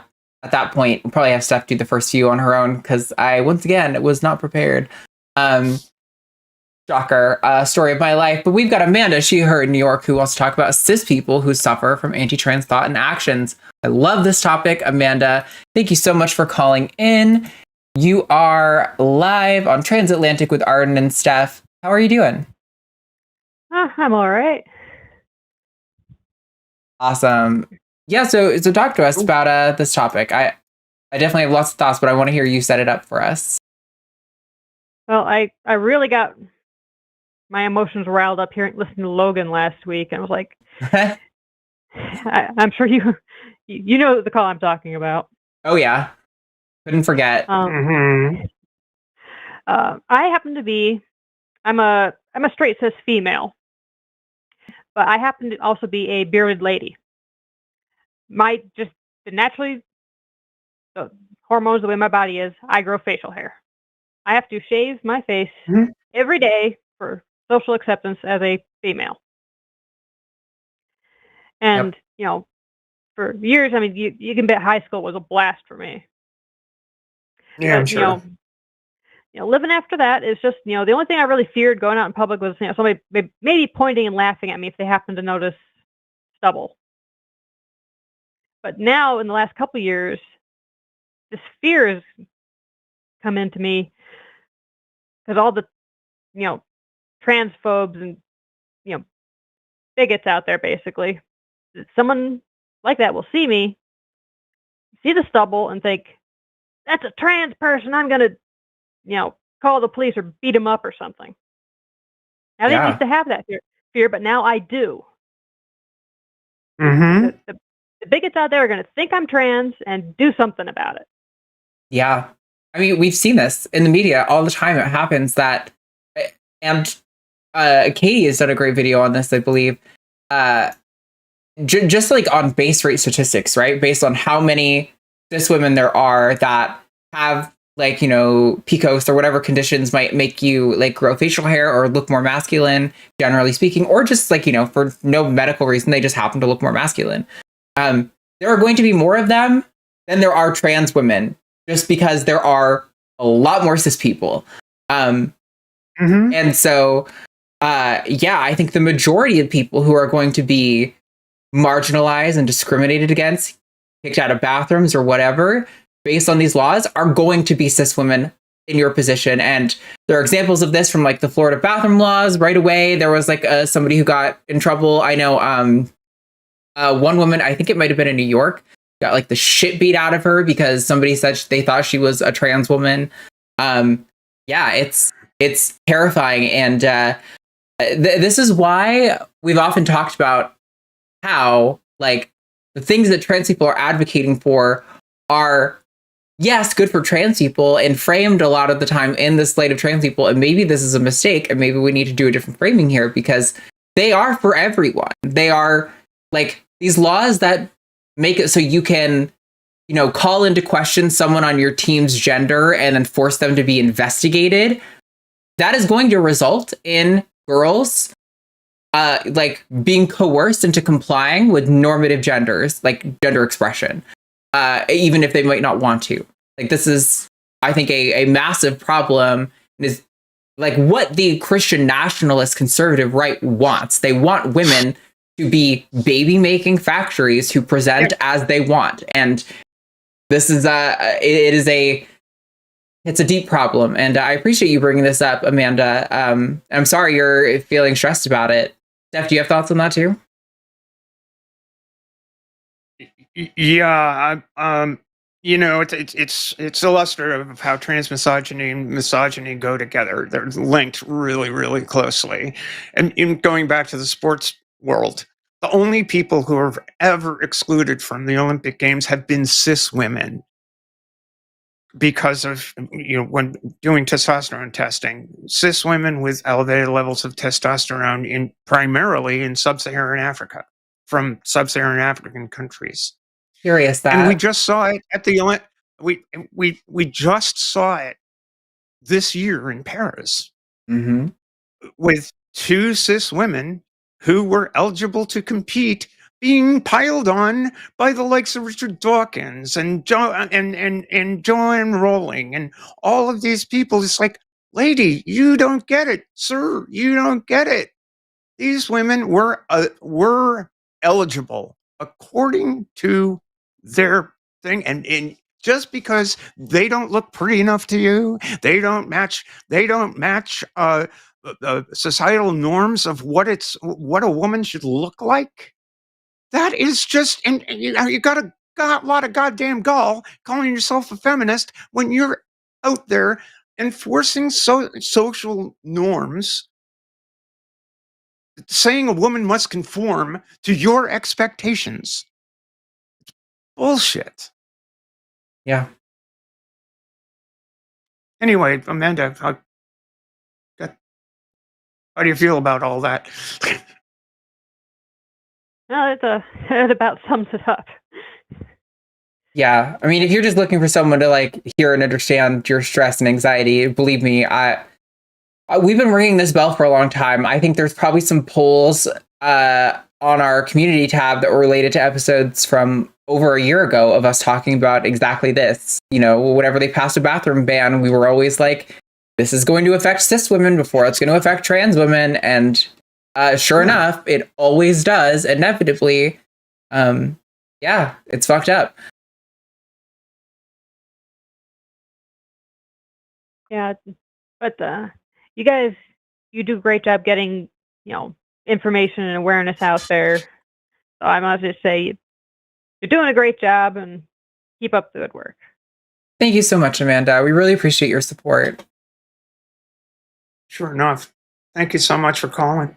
Yeah, have a good day. Call back if you think of anything else you want to bring to us. Right. Thank you so much. Yep. Yeah. You're welcome. All right, everybody. That has been the caller portion of our show. We are going to move on to super chats.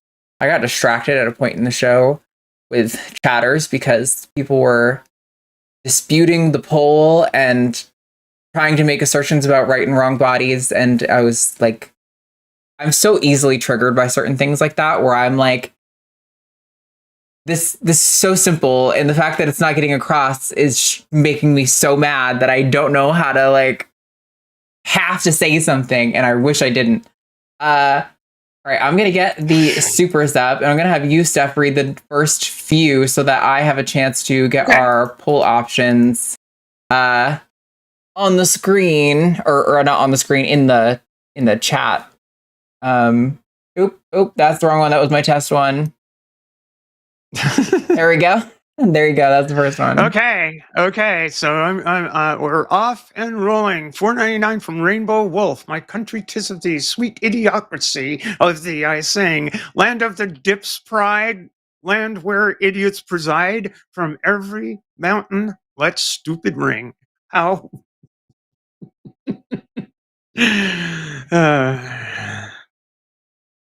This one's easy. Oh, thank you, Rainbow Wolf. $50 Australian from Tammy B. Hart. Thank you, Tammy B. Hart back. All right. I have our poll, our topics. Are you ready? All right, chat. Your options are, I think this was what I did last week. It's iterative, if not the same. Forks should be spears. No more prongs, just a spear.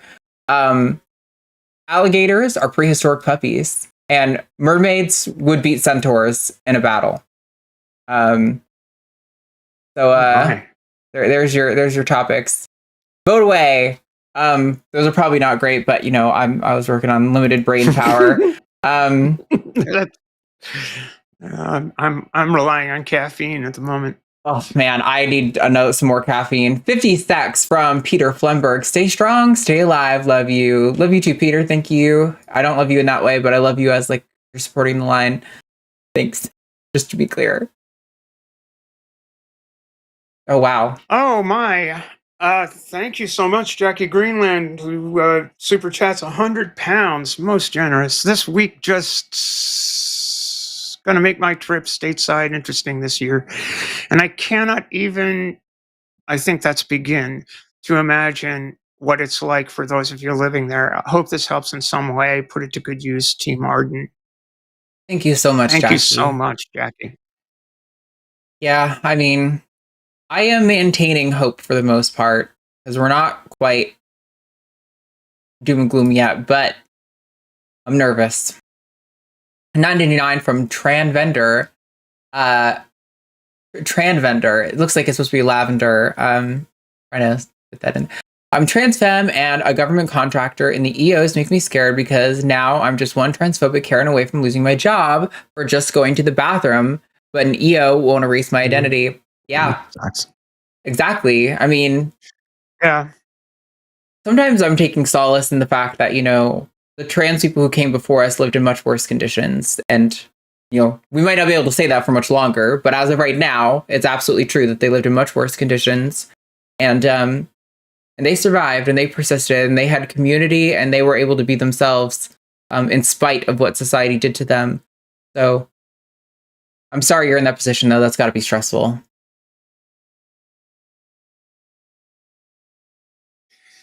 $20 from Bobtail Trucker. Would love to be able to gift memberships. Thanks, you beautiful people. Well, thank you, Bobtail Trucker. So much. I got a vote, and there's no scoreboard on the screen. Thank you to Haley Geringer in chat for letting me know what's going on. Hold on, let me get this up here real quick. Man, I am so all over the place and not prepared today. So sorry about that.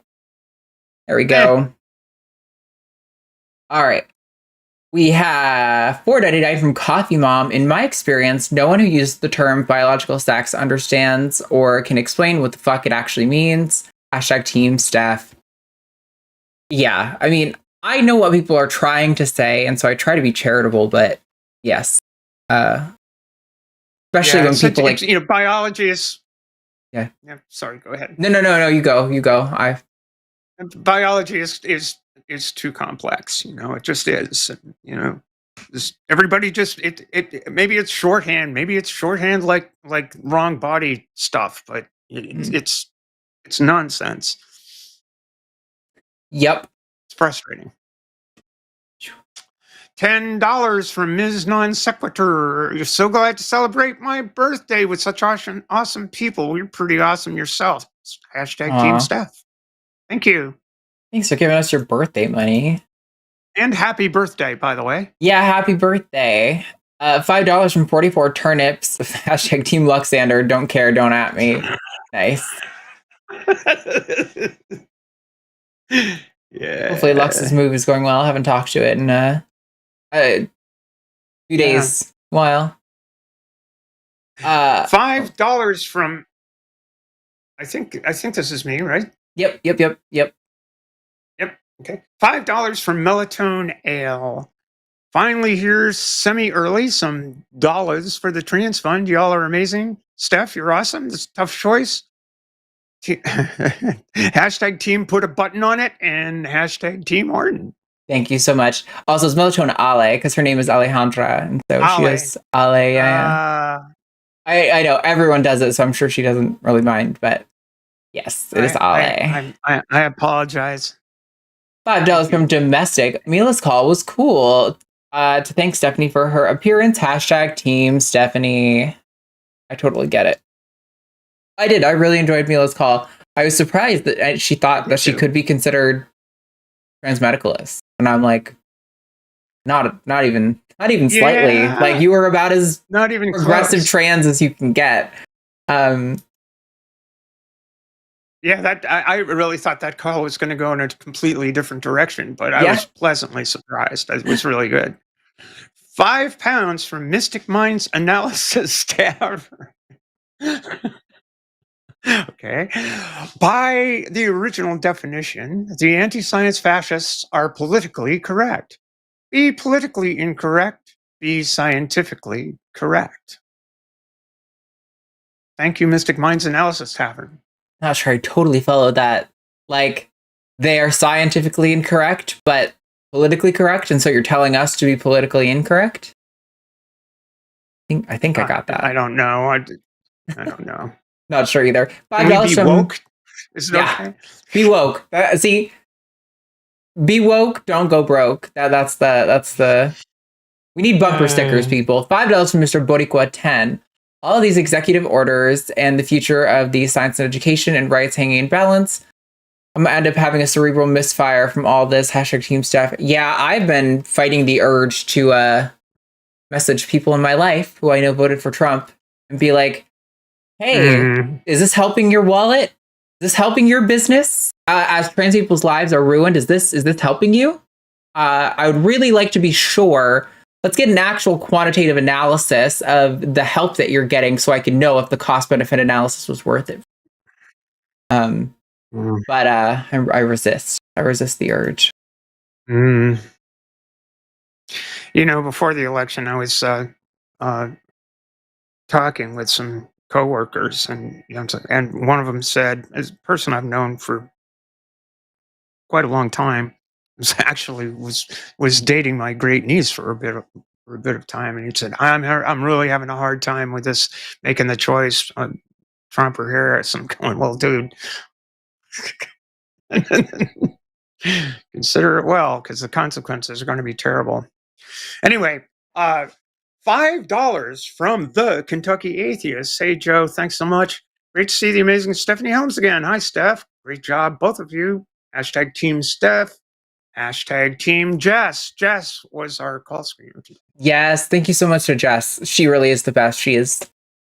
The calls today were great. She's so on top of everything all the time. I really appreciate her. Okay. We've got £5 from Sean Isherwood. For A not equals B, if A over B equals C over D, then A plus B over A minus B equals C plus D over C minus D. Proving it is simple, but some find the result surprising. Also, you're in my thoughts with regard to Trump. I don't even know if I said all that correctly. I did my best. I think you got it right. Yeah. It is. Thanks, Sean. You always keep me on my toes. Sean's mathematical brain teasers are always entertaining. I know. Thank you. $5 from Heathen Granny. Trademark. What are we going to do with this orange nugget now in power? My biggest fear is that he will be in power till he passes on. He's attacking our rights. Mm-hmm. My fear, though, is that Trump is in it for himself, right? He's trying to enrich himself and his buddies. But I think JD Vance is a true believer in the cause. And I think having him as president would be far more like Machiavellian. It would be cruel for the sake of cruelty, not cruelty for, as a consequence of his belligerent narcissism, as it is with Trump. This sounds horrible, but I think if Peter Thiel winds up finding his dick in a press, things might change, because Vance is owned by and syndicated by Palantir and Peter Thiel. So I don't know. If the policies go far enough, Peter might wind up having to get a divorce from his husband. Can't believe there's any gay or queer people on that side of politics. It is reprehensible. It's sad. Oh, wow. £5 from Sean Isherwood. Sterling's approximation. The factorial event is asymptomatically equivalent to n over e to the power of n times the square root of 2 pi n as n tends to infinity. Well, thank you, Sean. I'm sure there's no a coherent idea what the hell you're talking about. Yeah. I'm sure there's a coherent concept in there somewhere. I can't find it, but I appreciate that there is one. $9.99 from JW Edgy. Thanks for taking my call again. I'm prepping not only to survive this administration, but actively fight back. Keep strong. This community has your back. Much love. Lumen, hashtag team 404, vote not found. Nice. Thanks, Lumen. Yeah, we all need to be preparing. I mean, at the same time, I don't think there's anything you could do to really prepare for the worst of it, but, do your best. Yep. $5 from Heathen Granny. Yeah. Ask the gender critical mofos what race they consider me. I'm of Native American and Southern European descent, so what race am I to them? Who can say? Not the one they like. Human. That's the one, yeah. That's $5 the one I'd go with. From Squidward Q Sagan, Charlie's mom in Always Sunny. Money me. I haven't watched Always Sunny, although I don't want to say because I'm so nervous of people spoiling things for me, and I'm almost at the end. Never mind, I'll shut up. There we go. $5 from TT Gangan. First things first. Hashtags Team Stephanie because of Arden's views on BG3. Second thing second, what are your favorite aspects of being trans to talk about? None. Yeah, I mean, that's really kind of weird. I it's sort of an ask me anything. That's fine, but favorite, I like to talk about. I like to talk about the last race I was. I think that's valid. We were here. We were covering here. That kind of thing. I mean, I love to see like trans people thriving, like having healthy, loving relationships and careers that they're fulfilled in, and like feeling safe and supported by their friends and family and community.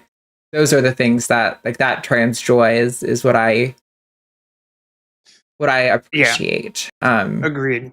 There's nothing about the that's experience of being always trans in and of itself that I like. I'm like, very neutral. Yeah, gender euphoria is always kind of cool. Mm-hmm. $4.99 from JW Edgy. FYI, now that my name is Lumen, I am the light checkmate Jesus. Hashtag Team Stephanie, because I'm gonna get chastised for my indecisiveness. You would be. You at least had the guts to make a decision, even if it was the wrong one. Fair enough.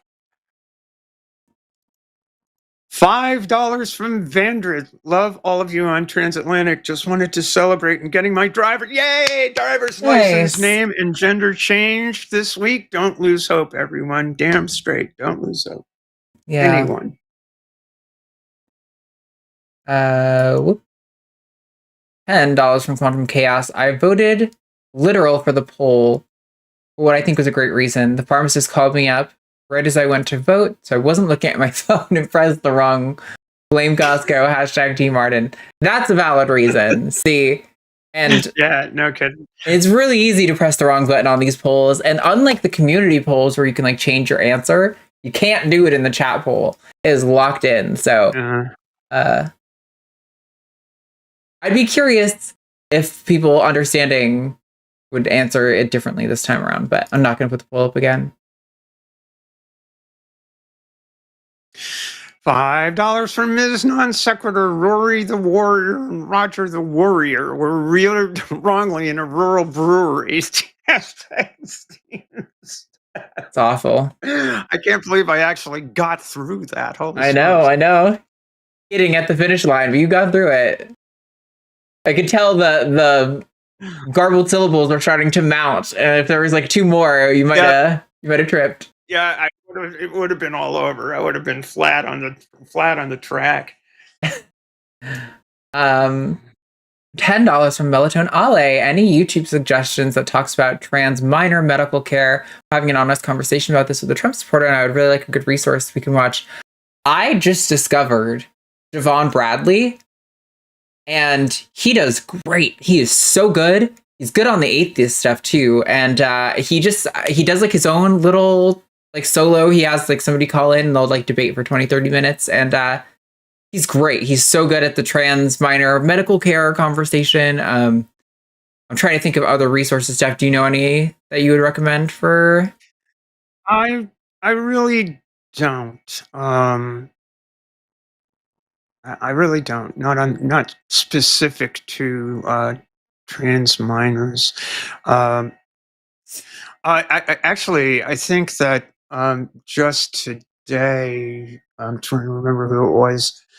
Dan McClellan, I think, did a very short video on yes, there are trans kids, which I appreciate Dan's stuff a lot. So I haven't watched it yet, but I will always be confused at how he can be a tithing Mormon and also be like so knowledgeable and informed and follows the evidence on like every other thing.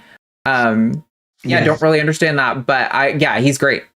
I see other people saying they like Javon. Yeah, he's great. I genuinely really like him. I could see, I don't know all of his positions. I just kind of discovered him, so I'm a little hesitant to be like, oh, I want to get him on the show because he might have a position that like we are diametrically opposed to as an organization here, but I don't think that's the case. I think he probably would be really cool to have on. If that were something he's ever interested in. I think that one's you. $10 from Joshua Everett. Any thoughts on organizations that pool resources to help trans youth escape dangerous situations or oppressive laws? Is this work going to remain safe under the regime? Team put a button on it. Hashtag team put a button on it. And hashtag Team Arden.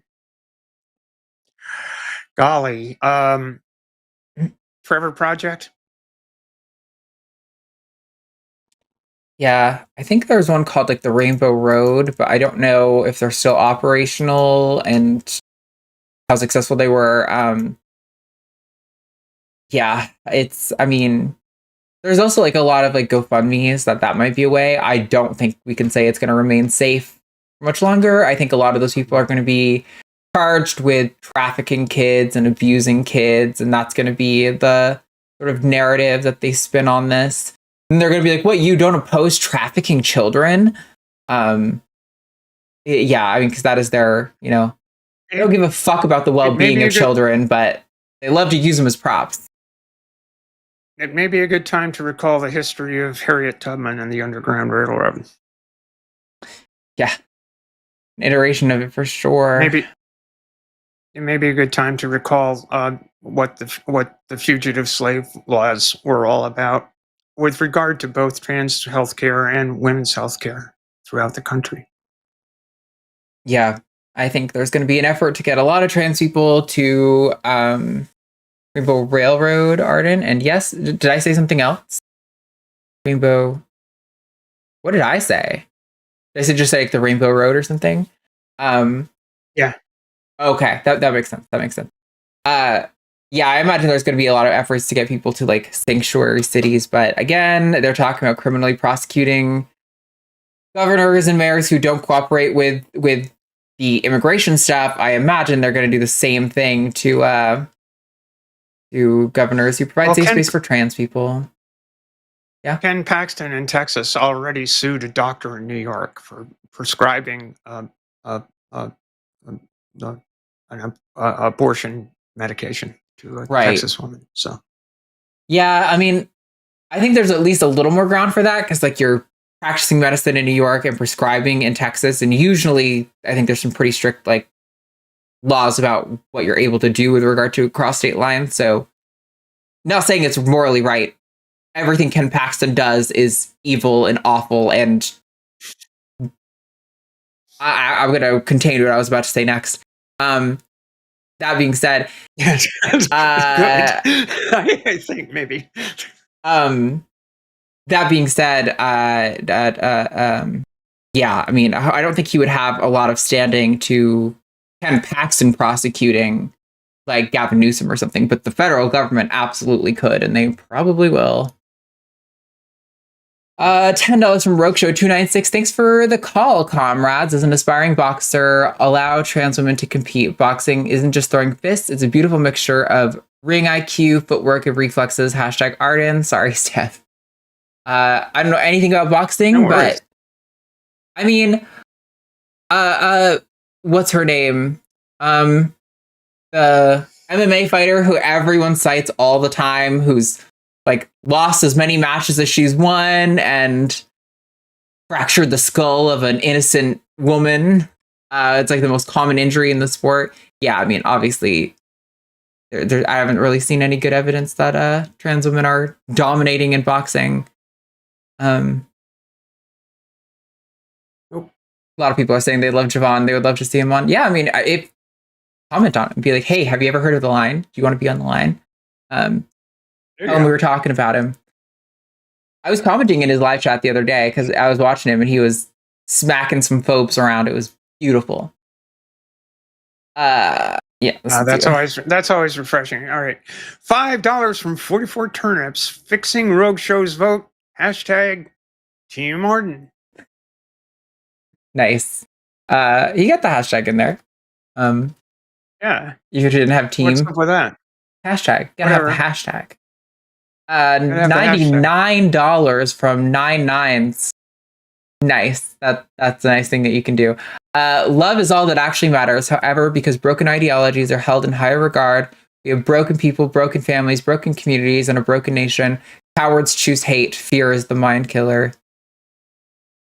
I feel like that's a poem. Is that a poem or a reference? But yeah, well, I mean, it's a reference to the Bene Gesserit, the litany against fear in Dune. That's right. I knew I had heard that before. Yeah, I mean, it's so sad because like that's why I have been talking about how we can talk about, like Mila was saying, all the science for trans people. I'm happy to advocate on that ground, and I think it's valid and should be compelling to people. But fundamentally, this should be a bodily autonomy thing. We shouldn't even need to be having this discussion in the first place. People should be allowed to present their body in whatever fucking way they feel comfortable doing, so long as it isn't hurting anyone else. They should have the right to make an informed decision about their body and how they want to present to the world. And it's really sad and despicable that we would rather bully kids and families for trying to find peace and happiness in their lives in the way that they feel they can do that, rather than like fix anything that's broken about our country, which is a lot of things. The best, I'm gonna butcher this, but the last line in the Litany Against Fear is, and when it is passed through, I'll look back to see its path, and there will be nothing, only I will remain. And which it is a nice little piece of, maybe philosophical garbage. Yeah. But it's Feels relevant. Yeah. I wasn't thinking of Alana McLaughlin transpositions. Fallon Fox is who I was thinking of. There we go. But Alana McLaughlin is also a fighter who's had the same shit thrown at her. I think her, right? Yeah. Yes, I believe so. $4.99 from JW Edgy. Hashtag I just got paid, so hashtag support the line. Don't forget to smash that like button. Smash it. Right in its Smash little it. Did it?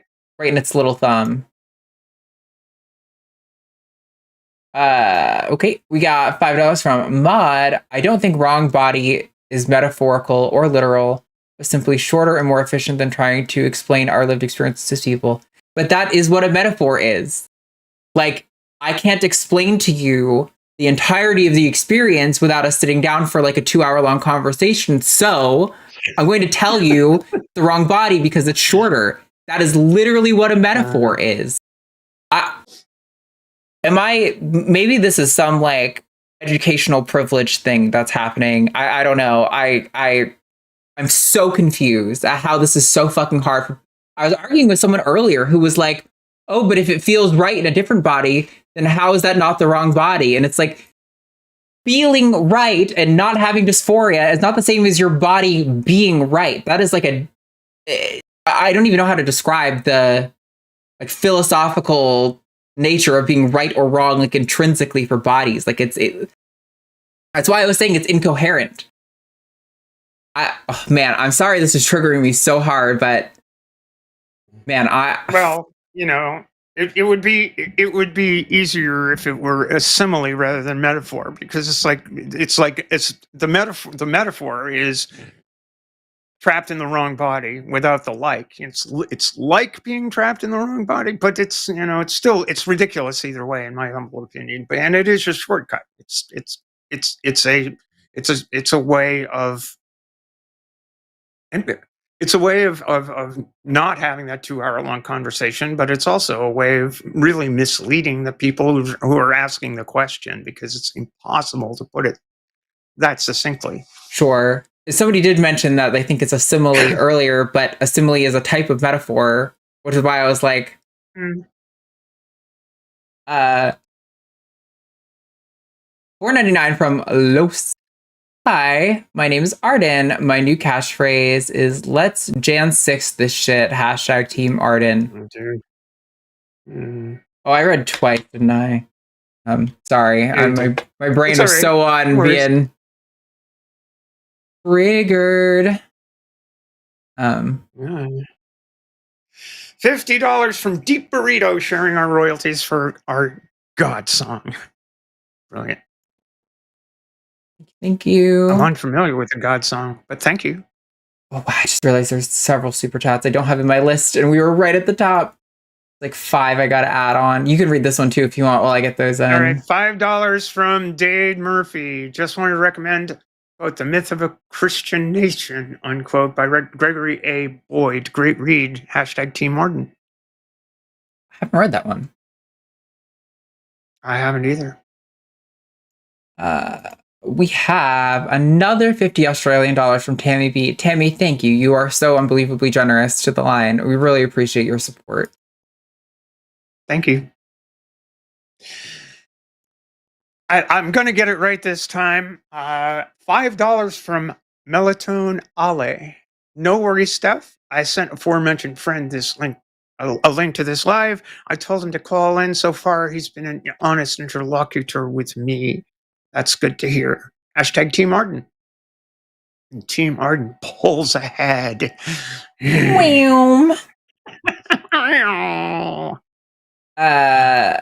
Monkey, a typewriter, $5, still fighting the desire to get off the ride, surrounded by fascists at work. Today is the worst so far, which bodes I'll for the next four.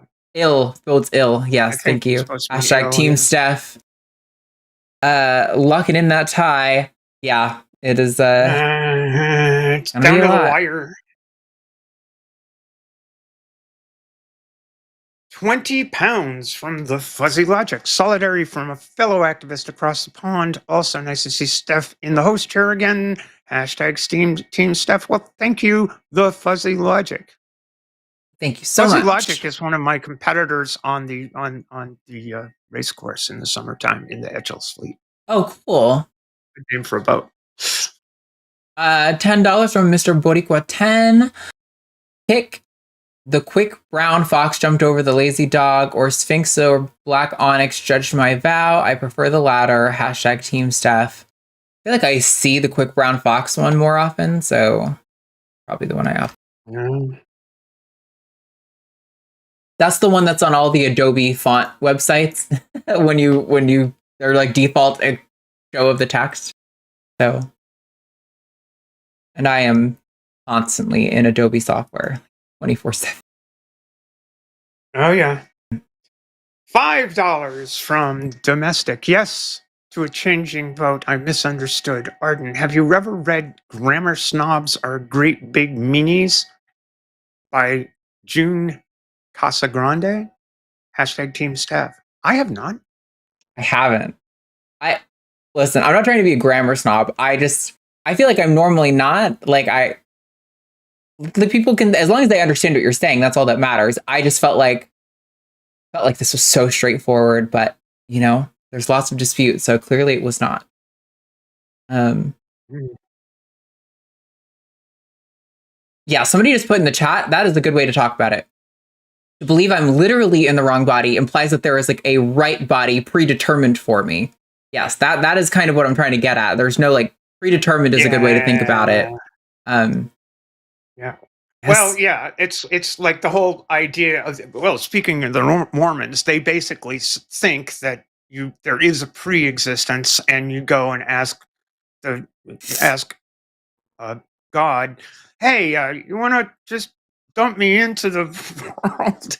Jesus Christ. Whatever. I think that's an easier way to think of it. I guess I should have had something like that in there. I don't know.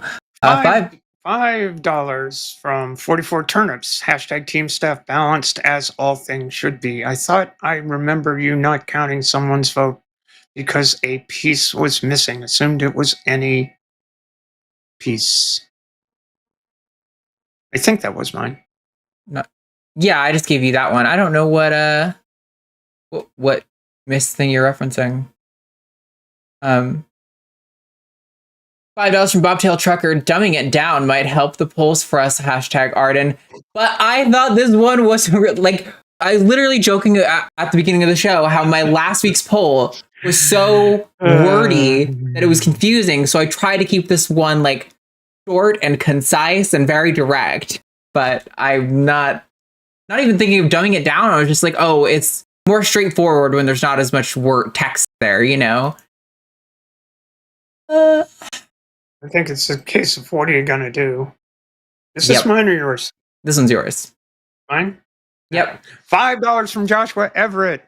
So I think an issue might have also been the poll asked us to infer the intent of the person saying it, not whether we thought it was literal. Interesting. I could understand that confusion. I don't think that's what the majority of people were complaining about. People have been in chat all show long saying, no, it is literal, and defending that position. So I don't know if that's like a post hoc, like I've committed to the answer, now I have to defend it against all rationality situation. But it seems like people are defending that they think it is in fact literal. But I could understand that. That is a fair critique. That like, you don't know somebody's intent. And like Steph said at some point early in the show, there is no like single unified trans perspective. So I just kind of like a summary thing is kind of what I was trying to get at. But anyway, $5 from TT Gan Gan, hashtag Team Arden. Something is literal or it isn't. I feel super tripped up by some of the poll responses. Yeah, I mean, I don't know. I don't fucking know. I'm hammering on it now just because it's kind of like funny and we're like talking back and forth about it, but I'm genuinely a little bit flabbergasted. Who can say $5 from Mr. Bariqua 10. Try this again. The quick brown fox jumped over the lazy dog, or Sphinx of black quartz. Judge my vow. I hate mobile. Thumbs suck. Team staff. Hashtag team staff. The same thing though, right? It's just like one of those sentences that they use to show a font. Yeah. Yeah, because it uses every letter in the alphabet. Right. Just about. $5 from Mod. I submitted my name and gender change application on Tuesday. Hope it makes it through. Hashtag Team Arden. Although I think she's misusing the word metaphor. I think you don't know what a metaphor is. I'm going to start being mean at this point if people are going to tell me that I'm misusing a metaphor. All right. I suggest everybody go listen to a copy of the Fantastics and listen to the song Metaphor, and then you'll figure out what a metaphor is. If there is anybody who's like an English expert in chat who wants to call in next week and like fucking educate me and the audience, whoever's wrong, please do, because I want to scream. I can't tell if you guys are joking or what. Like, I genuinely am so flummoxed. I feel like people are just trying to fuck with me now because that's like funny to them. I think I'm gonna roll with that's probably what's going on.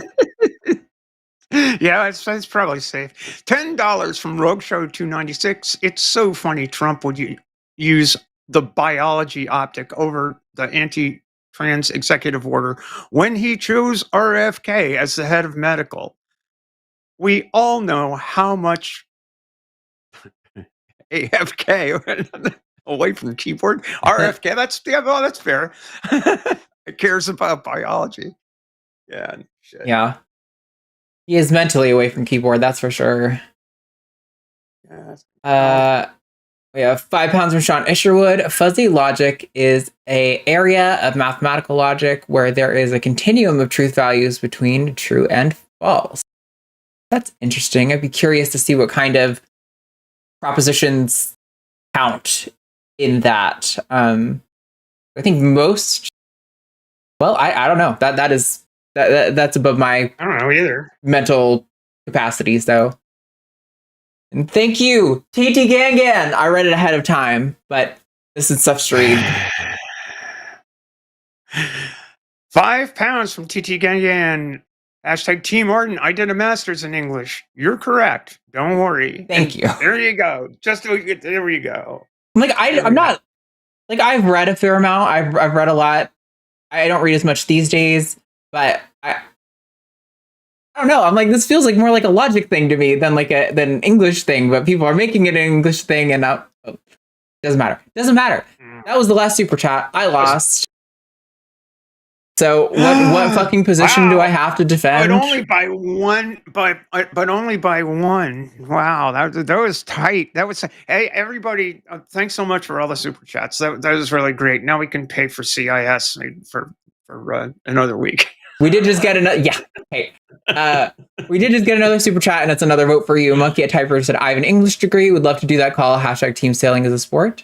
Oh, maybe we have some disagreement between the English experts in our chat. So the winning position is alligators are prehistoric puppies.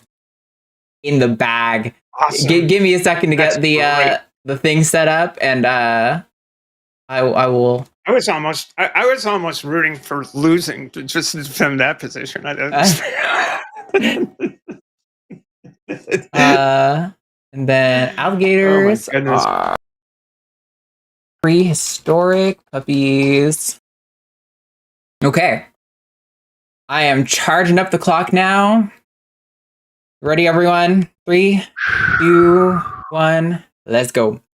So, alligators have been around for like a really long fucking time. I don't remember the exact age in which they first started to evolve, but I know there's been lots of different kinds of alligators, and one of them is specifically like a puppy. It has long legs, and its morphology would indicate that this fucker probably galloped. Like, can you imagine an alligator galloping at you? That's the most terrifying thing in all of prehistory. But it also makes it look like a puppy, and they're also really cute. Have you ever seen alligators, like when you brush them with a toothbrush on the top of their head, they'll like close their eyes and they'll open their mouth because they're just like loving that they're getting the spots between their scales that they never get to clean just washed away. Now, they're adorable and they're great. Now, I'm not telling you to go get one because unlike puppies, one of the few ways in which they're different, alligators can fucking like rip your arm off. Dogs can do damage to you, but dogs aren't going to rip your arm off.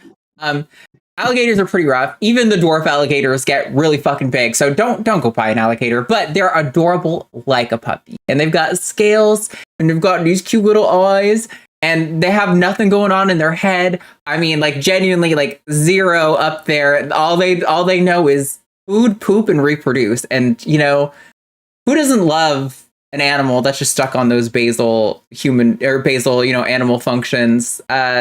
We can all relate, right? Sometimes I'm just on food and reproduce. Even though I can't reproduce, that motivation is still up there.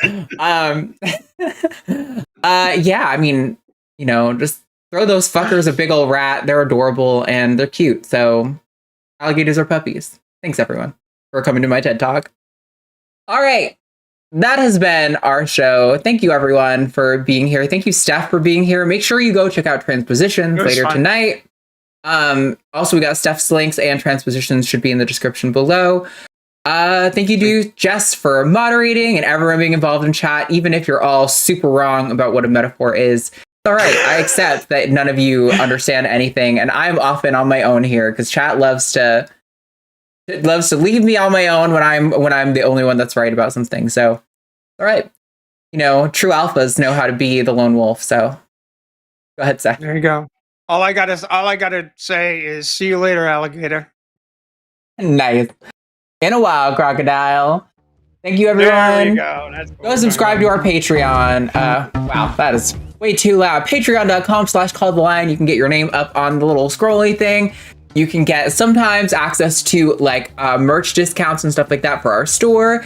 And we're working on getting Live on the Line episodes produced again. So lots of stuff coming this year.